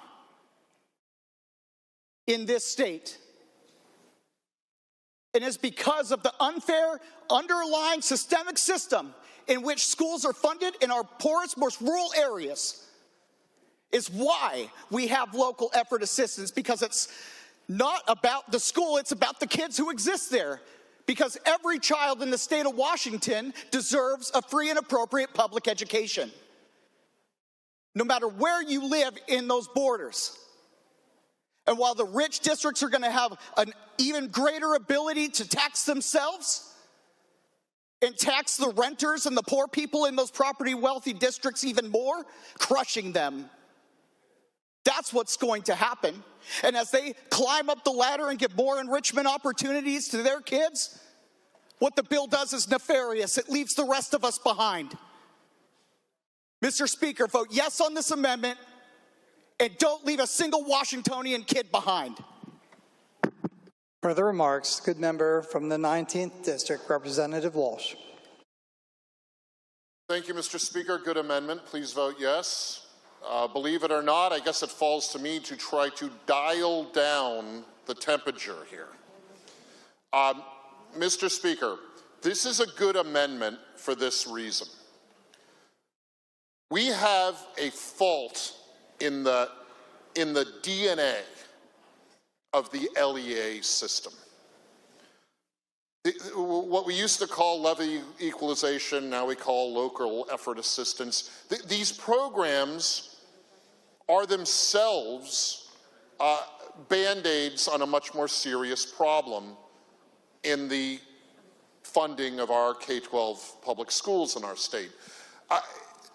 They have never been true equity in how a high-quality basic education is delivered. They've always only ever been a very proximate effort to try to create some equity in the funding of our K-12 schools. What is interesting about this amendment, and I think the reason it's valuable and good, and you should vote yes, is it basically takes the imperfect logic of the LEA system to a logical extension. It says, look, let's dispense with the complicated formulas and adjustments and sort of niggling percentages, and let's just max out the LEA. Let's bring the equalization to its fullest effect. Would this be terribly expensive? Yes, it would be terribly expensive, but that's kind of the point. In order to fix what's broken in how we fund our K-12 schools, we need to do more than the underlying Stryker and Bill do. This is all half measure. And what this amendment does, in part of what the underlying bill does, it says, let's do away with half measures, let's do the whole thing. Will that put pressure on our budgets? Yeah, it'll put pressure on our budgets. But Mr. Speaker, that's the point. If we're going to fix this problem of how we fund our schools, we're going to have to put pressure on our budgets. The spirit of the McCleary ruling was we're counting too much on local levies. So to complain that I've got a school district that passed a levy and can't get LEA to match it, it misses the point. The point of McCleary is we shouldn't be talking about local levies on this floor very much at all. They should be irrelevant to our conversation about funding K-12 schools. They're meant to be a little additional, I don't know, for new uniforms for a sports team or things like that. They're not meant to fund the basic functions of a school district. And the fact that school districts are counting on the local levies and the LEA, which is a factor of a local levy, to actually keep the lights on and keep the teachers paid is a testament to the failure of our system for funding K-12 schools. So yes, in our college logic course, we would call this amendment, 1354, a reductio ab absurdum. I'm sure you remember it, Mr. Speaker. We're taking the argument to its logical end. And I think that's a good thing. That's a useful thing for this discussion about our funding of our public schools. This is a good amendment for multiple reasons, Mr. Speaker. It actually is equitable and just. And it's the reductio argument. It points out the hole in the middle of the logic of how we're funding schools. And I'll come back to it one more time, Mr. Speaker. I'm sure it's not going to be the last time. The risk here is the next McCleary lawsuit. If we don't do this or something like it, we are hastening the pace of that next lawsuit coming. And let's not do that. Let's avoid that if we can, and we can by voting yes on this amendment, Mr. Speaker. Please vote yes. Further remarks, Representative Defoe. Thank you, Mr. Speaker. We have a flawed formula for funding public schools in our state. Instead of the state government, state legislature providing a baseline funding for all schools at a per pupil level, we require for the operation of our schools local property taxes to be assessed by local school districts to supplement the funding for the operations of our public schools. It's that local taxing authority, that local taxing reliance that creates the significant disparities in public education across our state, where certain public schools get way more resources than other public schools. And that can be for a number of reasons, Mr. Speaker. It can be because there's a lot of very high-valued property in a given district. I would say a rich school district. It can be because folks in a particular area are willing to tax themselves, and there's enough property in that district that them taxing themselves leads to a large amount of money for the school. But Mr. Speaker, there are districts like mine that do not have high property values relative to the rest of the state. And they also have a lot of land, my district, that isn't taxable, Mr. Speaker, because it's a military installation, it's a Native American reservation, it's federal land, it's state land. So, Mr. Speaker, what ends up happening is that school districts, like many of mine, are not ever able to get the per pupil funding that our wealthy school districts, our high property value and dense school districts that don't have rural areas, that don't have a vast number of school districts. The good gentleman from the 34th talked about having 3 school districts in his district. Mr. Speaker, I have almost 20 in my school district, and they do not get the same level of funding as schools in wealthier areas of our state, and that is a fact. And that disparity is driven by the existence of the local effort assistance that's a subject of debate and that's a subject of this amendment. Mr. Speaker, the only way that we, as a legislature, and the only way that you and I can fulfill our constitutional duty is to abolish or completely equalize LEA in our public school funding mechanism. This amendment equalizes the local effort assistance so that if a school district does not have a lot of property, if it doesn't have high property values relative to the rest of the state, it will still end up getting the same amount of pure pupil funding as another school district that has a lot of property value, or where it has individuals who are willing and able to tax themselves to fund their education at the local level. Mr. Speaker, an individual district that may not have the resources to vote themselves more taxes should not be punished. Their kids should not be punished with lower quality schools, lower resource schools. And it's not only a shouldn't, Mr. Speaker, it's a cannot be per the Washington State Constitution.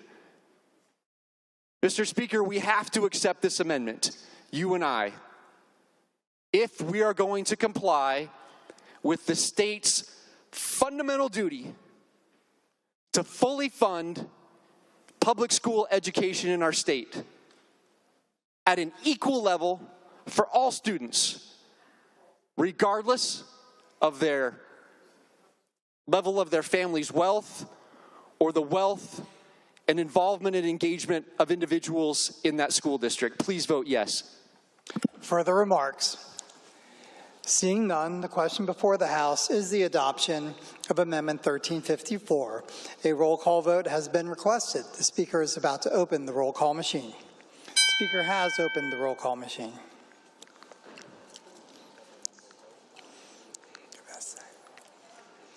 Has every member voted? Representative Levitt, Representative Paul, how do you vote?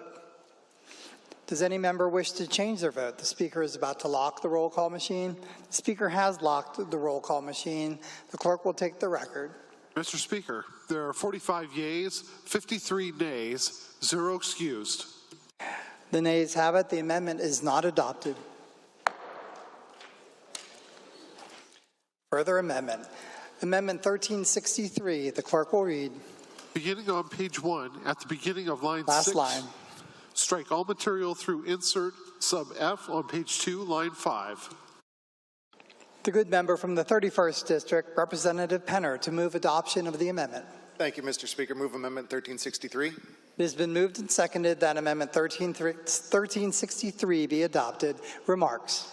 Thank you, Mr. Speaker. We certainly heard a lot about LEA here this evening during this debate. This amendment rolls back the LEA provisions in the bill to before the amendment that was introduced by the good gentleman earlier. The amendment that this attempts to amend essentially freezes LEA. It gets rid of the inflationary aspects of LEA. It more or less tapers it off where LEA becomes rationed for districts. I would offer, Mr. Speaker, that up until 2 days ago, LEA was good enough to stay in this bill. Now LEA is kind of being tapered off as if it's something that's not good enough for this bill anymore, and that's what this amendment aims to fix. Now, I'm trying to make this make sense for my district. And if I take a look at Carbonado Historic School District or Wilkeson School District, school districts that you can't see from the top of the Space Needle, Mr. Speaker, they would have to raise levies 5 times the millage rate of, say, Seattle. What that looks like in real dollars, in order to get even close to the equivalent amount of levy money per student for somebody in Carbonado, they would have to charge $7.50 for every $1.50 that Seattle would have to charge through a levy. I think that's an impossible task. Obviously, for statutory reasons, that's not going to happen.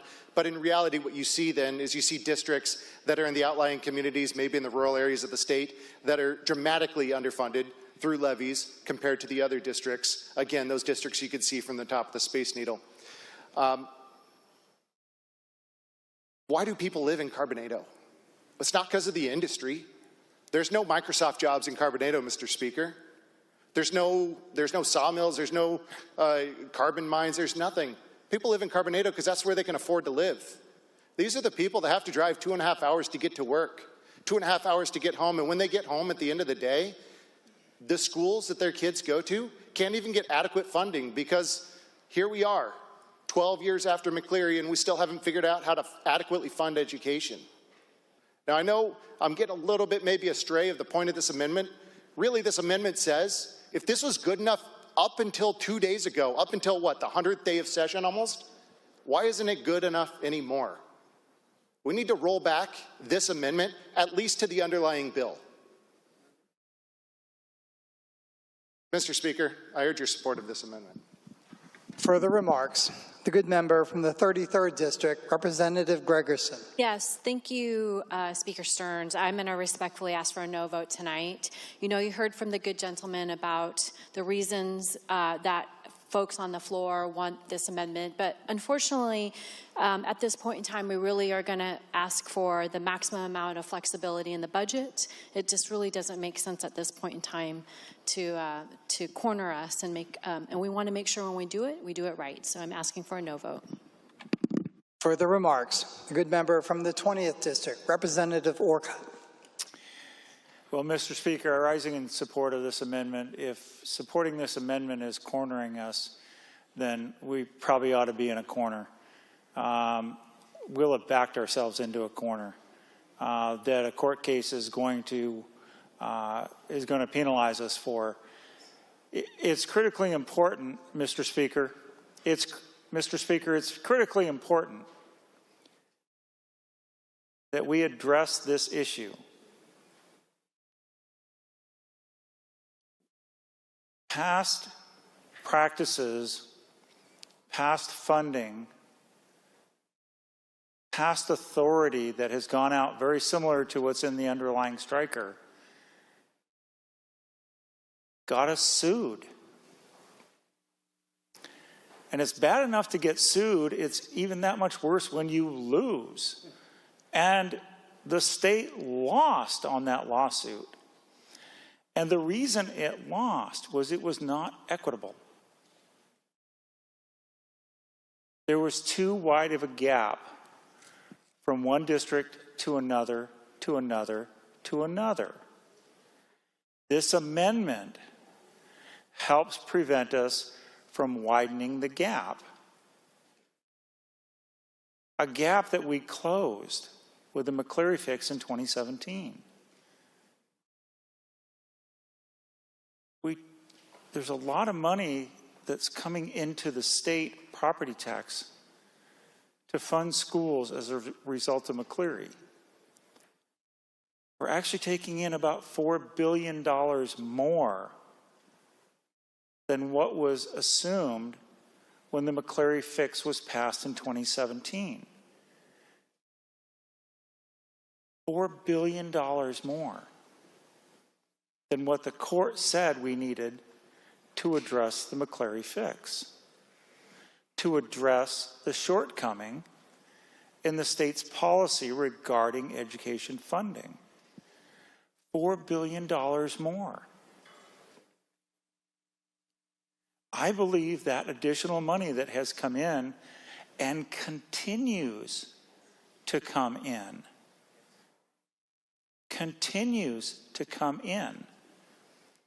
that money, that additional money, above and beyond what the Supreme Court of the state of Washington said was adequate to resolve the McCleary lawsuit, that money continues to come in, should be used to fund this amendment. This amendment prevents a widening of the gap between school districts. And it helps prevent us from being in a position where we get sued again and lose again. McCleary was not the first time the state got sued and lost. It happened back in the 70s or 80s. It was fixed then. Over time, more and more authority was given out that created a greater gap. Then we got sued, and McCleary, we did the McCleary fix to close that gap. Underlying striker, without this amendment, widens that gap again. Basically undoes a lot of what was done with the McCleary fix. This amendment is critically important to preventing a widening of the gap that would put us out of compliance with our state constitution, with the paramount duty that's shown in the state constitution. We have a constitutional obligation. This amendment will help us meet that constitutional obligation. Without this amendment, we risk violating it again. Please adopt the amendment. Are there further remarks? Seeing none, the question for the House is adoption of Amendment Number 1363. A roll call vote has been requested. The Speaker is about to open the roll call machine. The Speaker has opened the roll call machine.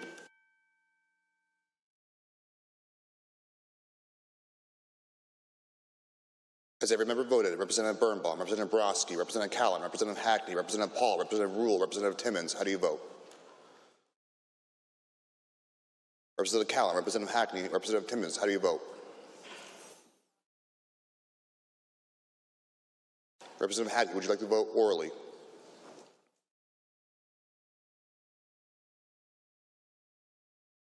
Does any member wish to change their vote? The Speaker is about to lock the roll call machine. The Speaker has locked the roll call machine. Clerk will hit the record.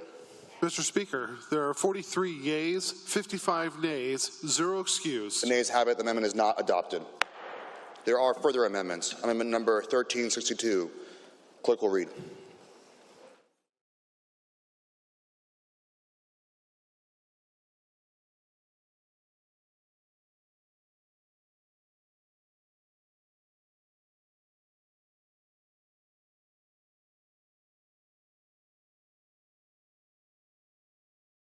Correction, Amendment 1325 is before us. Remarks. The good member from the 11th, Representative Berquist. Thank you, Speaker Shavers. Excited to speak to the amendment now. We make quite a few changes in this amendment, and not always excited about every change that we make, but in this case, we are going to save some state funding. We are adding some components to the work group, working on a long-term equitable funding strategy for K-12 schools. And we maintain the opportunity for some districts to be able to go out for local enrichment levies, urging your support. Are there further remarks? The good member from the 20th, Representative Orcutt. Thank you, Mr. Speaker. Well, after the debate we've had on some of the amendments, some people might be surprised to hear that I'm rising in support of adopting the striking amendment. And my thoughts on the striking amendment are similar, but probably for different reasons than the gentleman who is offering it from the 11th. I appreciate very much that this takes out the growth factor in the regular levies, taking out the increased population and inflation up to 3% and maintaining the voter-approved 1% limit. This striking amendment does that, preserves that 1% limit. And I greatly appreciate that. I have tremendous concerns about the aspect of the striking amendment that you've heard us debating. for the last hour or so, I still have very grave concerns about those aspects. I have grave concerns that we have a widening gap in funding of education. And when we get to final passage, I probably will be speaking about those. But for now, the issue before us is the striking amendment. There are some important things that I think it does, and I think for those reasons, we should adopt the striking amendment on this vote now. Please vote yes. Are there further remarks? Seeing none, we will move with a voice vote. All those in favor of the striking amendment? All those in favor of Amendment 1325 say aye. Aye. All those opposed say nay. Nay. The ayes have it. The amendment is adopted. There are further amendments. Amendment number 1362. Clerk will read. On page 6, after line 29, insert Harbor Peninsula, South Kitsap, Tahoma, and University Place. The good member from the 26th, Representative Caldier. Thank you, Mr. Speaker. I move adoption of amendment, I believe it's 1362. It has been moved and seconded that amendment number 1362 be adopted. Remarks? Thank you, Mr. Speaker. So there are a few school districts, and I believe actually, Mr. Speaker, one of your school districts is on there as well. And these school districts are disproportionately affected because their LEA funding has declined and they're close to a military base and they have very unique needs. And for those reasons, to have an additional $500 per pupil enhancement, that will help even things out for these school districts, and I urge adoption of this amendment. Are there further remarks? The good member from the 44th, Representative Berg.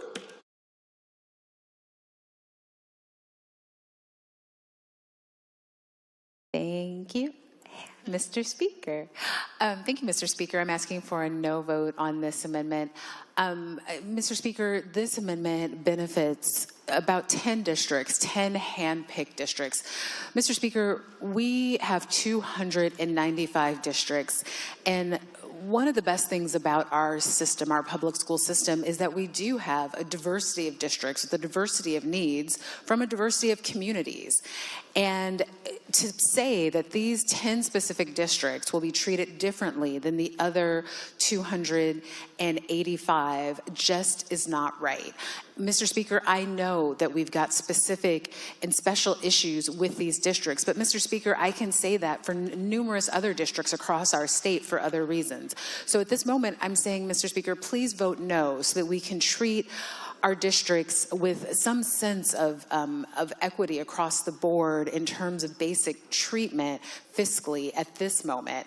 Mr. Speaker, I do look forward to at some later date coming and hopefully supporting these districts that are property poor in a way that feels commiserate to their needs. But Mr. Speaker, this amendment simply is not the way. Please vote no. Are there further remarks? The good member from the 35th, Representative Couture. Thank you, Mr. Speaker. Rising in support of the amendment. You know, Mr. Speaker, what's important to realize is that this bill, the underlying bill, is inherently unfair. This is going the opposite. It's not going towards equity, it's going towards inequality. And so what this amendment does is try to actually bring more equity, not less. Permission to read? Please proceed. I just wanted to make sure that we understood the hardship some of these school districts are under and which school districts that we could potentially save as a result of this amendment. Make sure those kids get the enrichment activities that they deserve. Auburn, Bellingham, Federal Way, Kent, Lakewood, Oak Harbor, Mr. Speaker, Peninsula, South Kitsap, Tahoma, and University Place. I don't think those school districts deserve less, but that's exactly what they'll get under this underlying bill. We are essentially, me and you, under the bill, allowing the property wealthy school districts to tax themselves more, which they already have an ability to do, and get thousands and thousands and thousands of dollars more. And even if the property poor districts tax themselves at the max rate, they still wouldn't even come close to getting the same amount of money. That's why LEA exists. And so, as the good member from the 26th noted, that these are districts that are near military populations with our military families we love for serving our country and their students that, and their children that are going to these schools, disproportionately so according to other schools. And that's always hard. You know as well as I do, Mr. Speaker, that military families moving around a lot and having to jump school to school, that's tough. But these schools need our help. They're in hardship mode.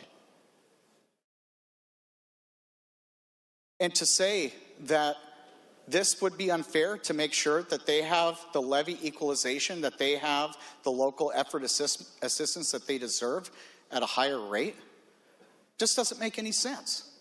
That's not equity. That's not equality. That's not fairness. Please vote yes on the amendment, and let's save these military schools. Are there further remarks? The good member from the 30th, Representative Reeves. Thank you, Mr. Speaker. I'm also rising in support of this amendment. Mr. Speaker, as you heard, 2 out of the 10 districts listed on this amendment I represent. And Mr. Speaker, you've also heard me say that I came here because I fundamentally believe that public school educators saved my life. I would not be here were it not for them. So it's difficult for me, Mr. Speaker, to cross party lines in this moment, but I think that's what my constituents expect. I think they expect that I would join with the offer of this amendment to fight for my schools, to fight for the kids in my schools, Mr. Speaker. As you know, I represent the 5th most diverse school district in the country. Not just the state, but in the country, Mr. Speaker. 65% of families in my district live below the self-sufficiency standard as defined by the University of Washington. That means they can't make ends meet on a regular basis, Mr. Speaker. It is my job as their state representative to stand before you and fight like a mother with 2 kids in these public schools, not just for my kids, Mr. Speaker, but for every single kid in every single classroom in my district. And the amendment before you, Mr. Speaker, works to try to resolve an issue that since the McCleary fix has not been resolved in my district. My district is subject to regionalization, Mr. Speaker. And 2 years ago, when King County doubled our property valuations, Mr. Speaker, we lost access to our LEA to the tune of tens of millions of dollars. This amendment, Mr. Speaker, endeavors to try to repair that harm done to the kids and the educators and the schools in my district, and therefore, on behalf of myself and myself alone, Mr. Speaker, I'm asking you to join me in voting yes for this amendment. Are there further remarks? Seeing none, the question for the House is adoption of amendment number 1362. A roll call vote has been requested. The Speaker has opened a roll call machine. The Speaker has opened a roll call machine.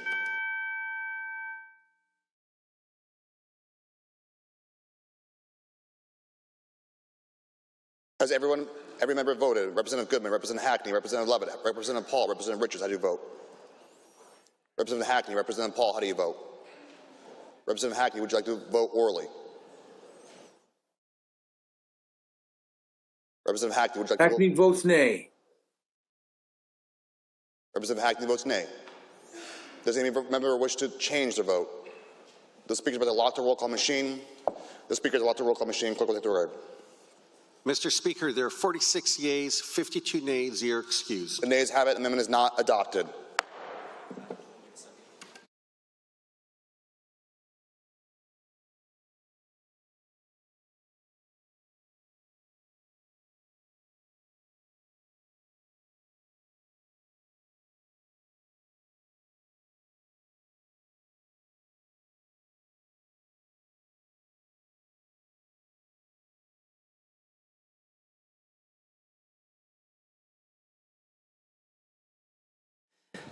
There are further amendments. Amendment 1357. Clerk will read.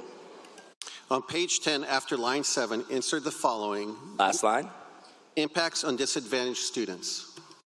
The good member from the 35th District, Representative Couture. Thank you, Mr. Speaker. I move adoption of Amendment 1357. It has been moved and seconded that Amendment 1357 be adopted. Remarks, Representative Couture. Thank you, Mr. Speaker. This amendment is to essentially do a study. We would ask OSPI to do a study of levy creep, including any future risks that we might pose, like future litigation as a result of this bill, similar to the McCleary decision, because that's, Mr. Speaker, where I think we're heading with this underlying bill.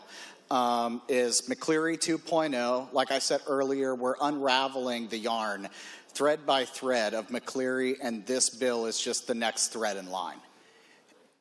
And that is, there's potential consequences there that not only a cost to our schools and a cost to our students, but a cost to our state too. We saw the raging dumpster fire that was McCleary before, and we don't want to go there again. So that all this amendment is asking for is let's study what we've done here in this underlying bill to make sure that there's no levy creep, which there will be, to make sure that there's no inequality gaps, and there will be, and to make sure that we're not posing ourselves new litigation like McCleary 2.0, and we most certainly are. We're barreling towards it, Mr. Speaker, so please vote yes on this amendment. Further remarks, the member from the 11th District, Representative Berquist. Thank you, Speaker Timmons. I would urge a no vote on this amendment. The underlying bill that we are contemplating in that current bill has an equity work group working on equitable funding for schools. We can contemplate in that work group already if there is a need to look at levies. It actually says in there now looking at state and local property taxes and enrichment levies. So we can look at this. There can be a finding. I don't think it needs to be pointed out again. So urging you to vote no.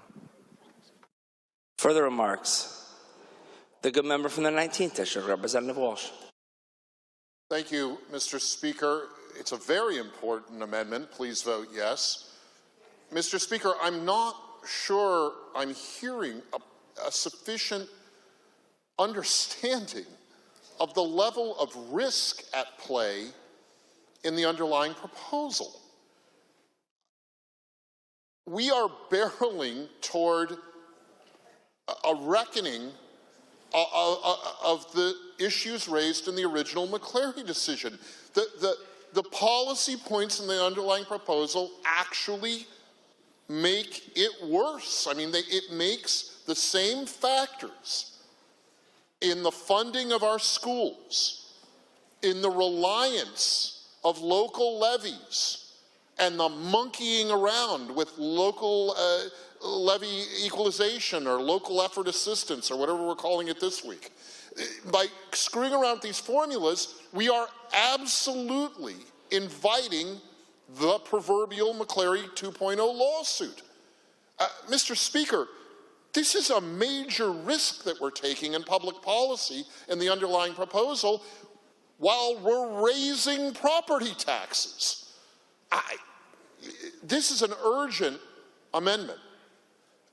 And I mean, I don't mean to be so thick on the pop culture references, Mr. Speaker, but we're Thelma and Louise in the convertible heading off the cliff. And we need to try to turn the car before we go over the edge. I've been asked by some of my constituents, are you, meaning all of us, but they say are you, meaning, to me, are you trying to have another McCleary lawsuit? And I say no. It may look like that, but we're not. But I'm going to have a harder and harder time answering constituents that question, Mr. Speaker. This is absolutely risk-prone public policy. The amendment reminds us that we're taking severe risks here. And I mean, Thelma and Louise is a dramatic end to a movie, but this is real life. And there are real kids who will be negatively affected by tempting courtroom fate again with the inequity of what the underlying policy will do to school funding. Life isn't a movie, Mr. Speaker. Vote yes on the amendment. Further remarks, the good member from the 28th District, Representative Orcutt. Thank you, Mr. Speaker. Rising in favor of the amendment today, this evening. There is a flaw in the amendment. I will admit that right up front. The flaw in the amendment is that we're asking OSBI to do this. I don't think OSBI is the one that should. It should be JLARC, should be an independent auditor. OSBI, I think, is a little too close, a little too involved to be the right entity to do this. But I'm willing to put that aside because of the importance of the issue in front of us. It's about assessing a McCleary risk. A risk that I believe is a very, very real and very severe risk of the underlying bill. I believe there is a huge risk that in a very short time, this policy. The Speaker would remind people in the wings to please try to keep the volume down so we can hear the Speaker while they're speaking on the floor. Representative Orcutt, please proceed. Thank you, Mr. Speaker. I believe there is a very real risk that the policy in the underlying bill will lead to legal challenges against the state of Washington because of inequity in funding. And I believe very strongly, Mr. Speaker, that there should be some assessment of that, either by OSBI or by JLARC, the state auditor, or an independent auditor to look at this, to assess that risk, and give the state guidance, to give the state some information on that risk, what those risks are, and what types of things we could do as a legislature to ward off and prevent that risk from coming to fruition.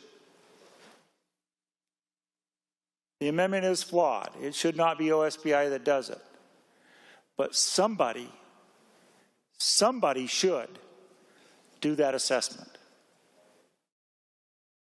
and provide us that feedback, lest we find this policy leads to another lawsuit against the state of Washington that the state loses and then has to come up with another fix.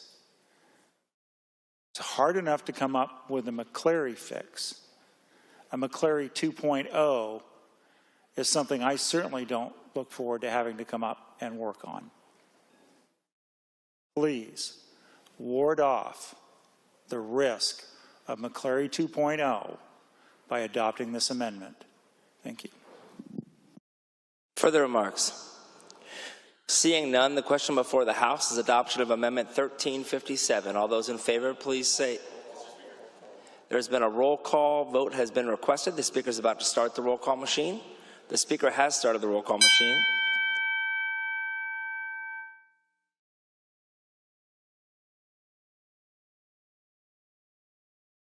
Has every member voted? Representative, does any member wish to change their vote? The Speaker is about to lock the roll call machine. The Speaker has locked the roll call machine. Will the clerk please take the record? Mr. Speaker, there are 44 yeas, 54 nays, 0 excused. By your vote, the amendment is not adopted. There are no further amendments. With the consent of the House, we will defer action on substitute House Bill 2049, and it will retain its place on the second reading calendar. Hearing no objection, so ordered.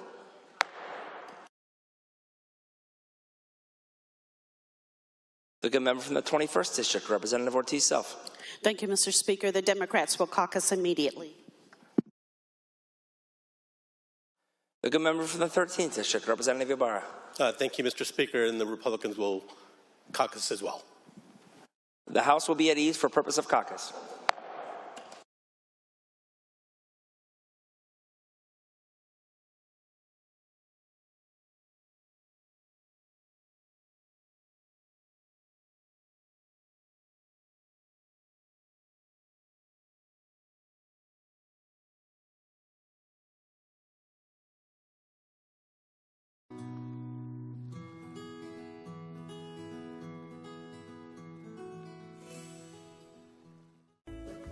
First order of business, Secretary will read. TVW's first order of business.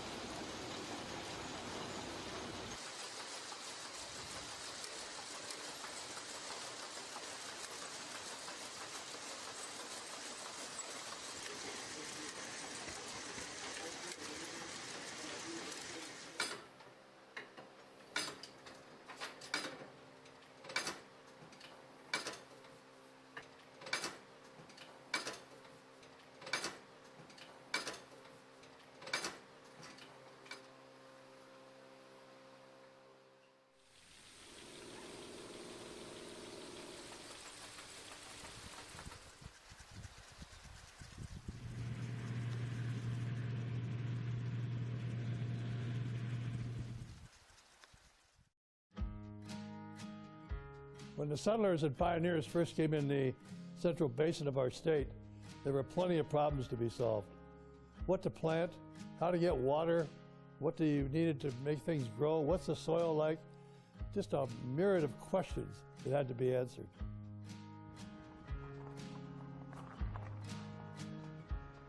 Today we look back 200 years later, 150 years, and we see all those answers right here in the Central Washington Agricultural Museum.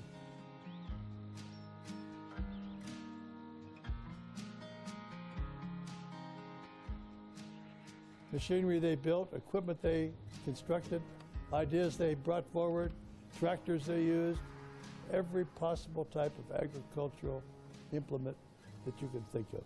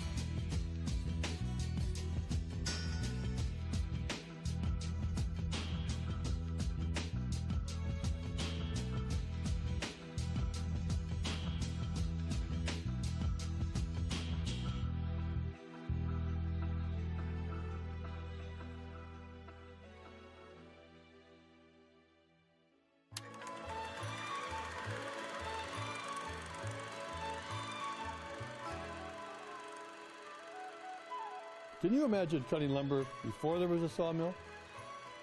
People on the misery whip, standing one man up, one man down, cutting off each board one at a time? Almost impossible.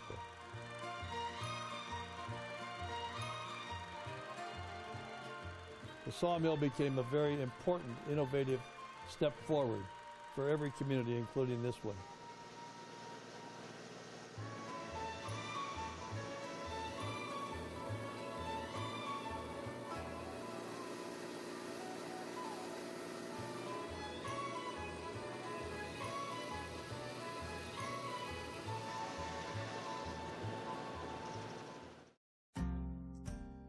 Then there were the tools, the hundreds and hundreds and hundreds of tools that were adapted and invented and made necessary.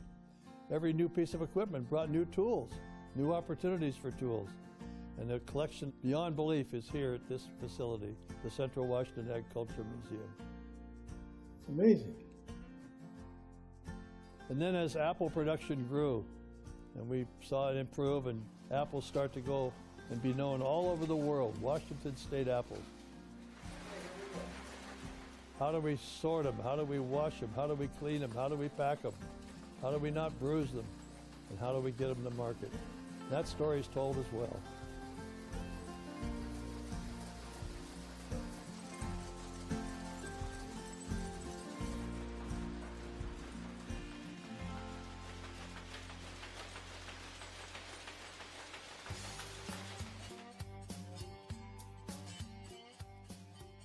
And you can imagine, how do you spread the word? How do you talk about producing materials to tell the other farmers and other agriculturists and other people how to use these products? And that's where the printing presses came in, and they became very, very important.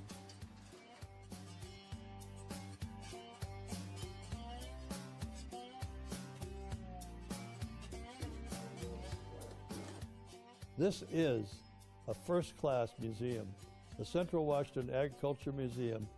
This is Union Gap, Washington. It's truly one of my favorite places.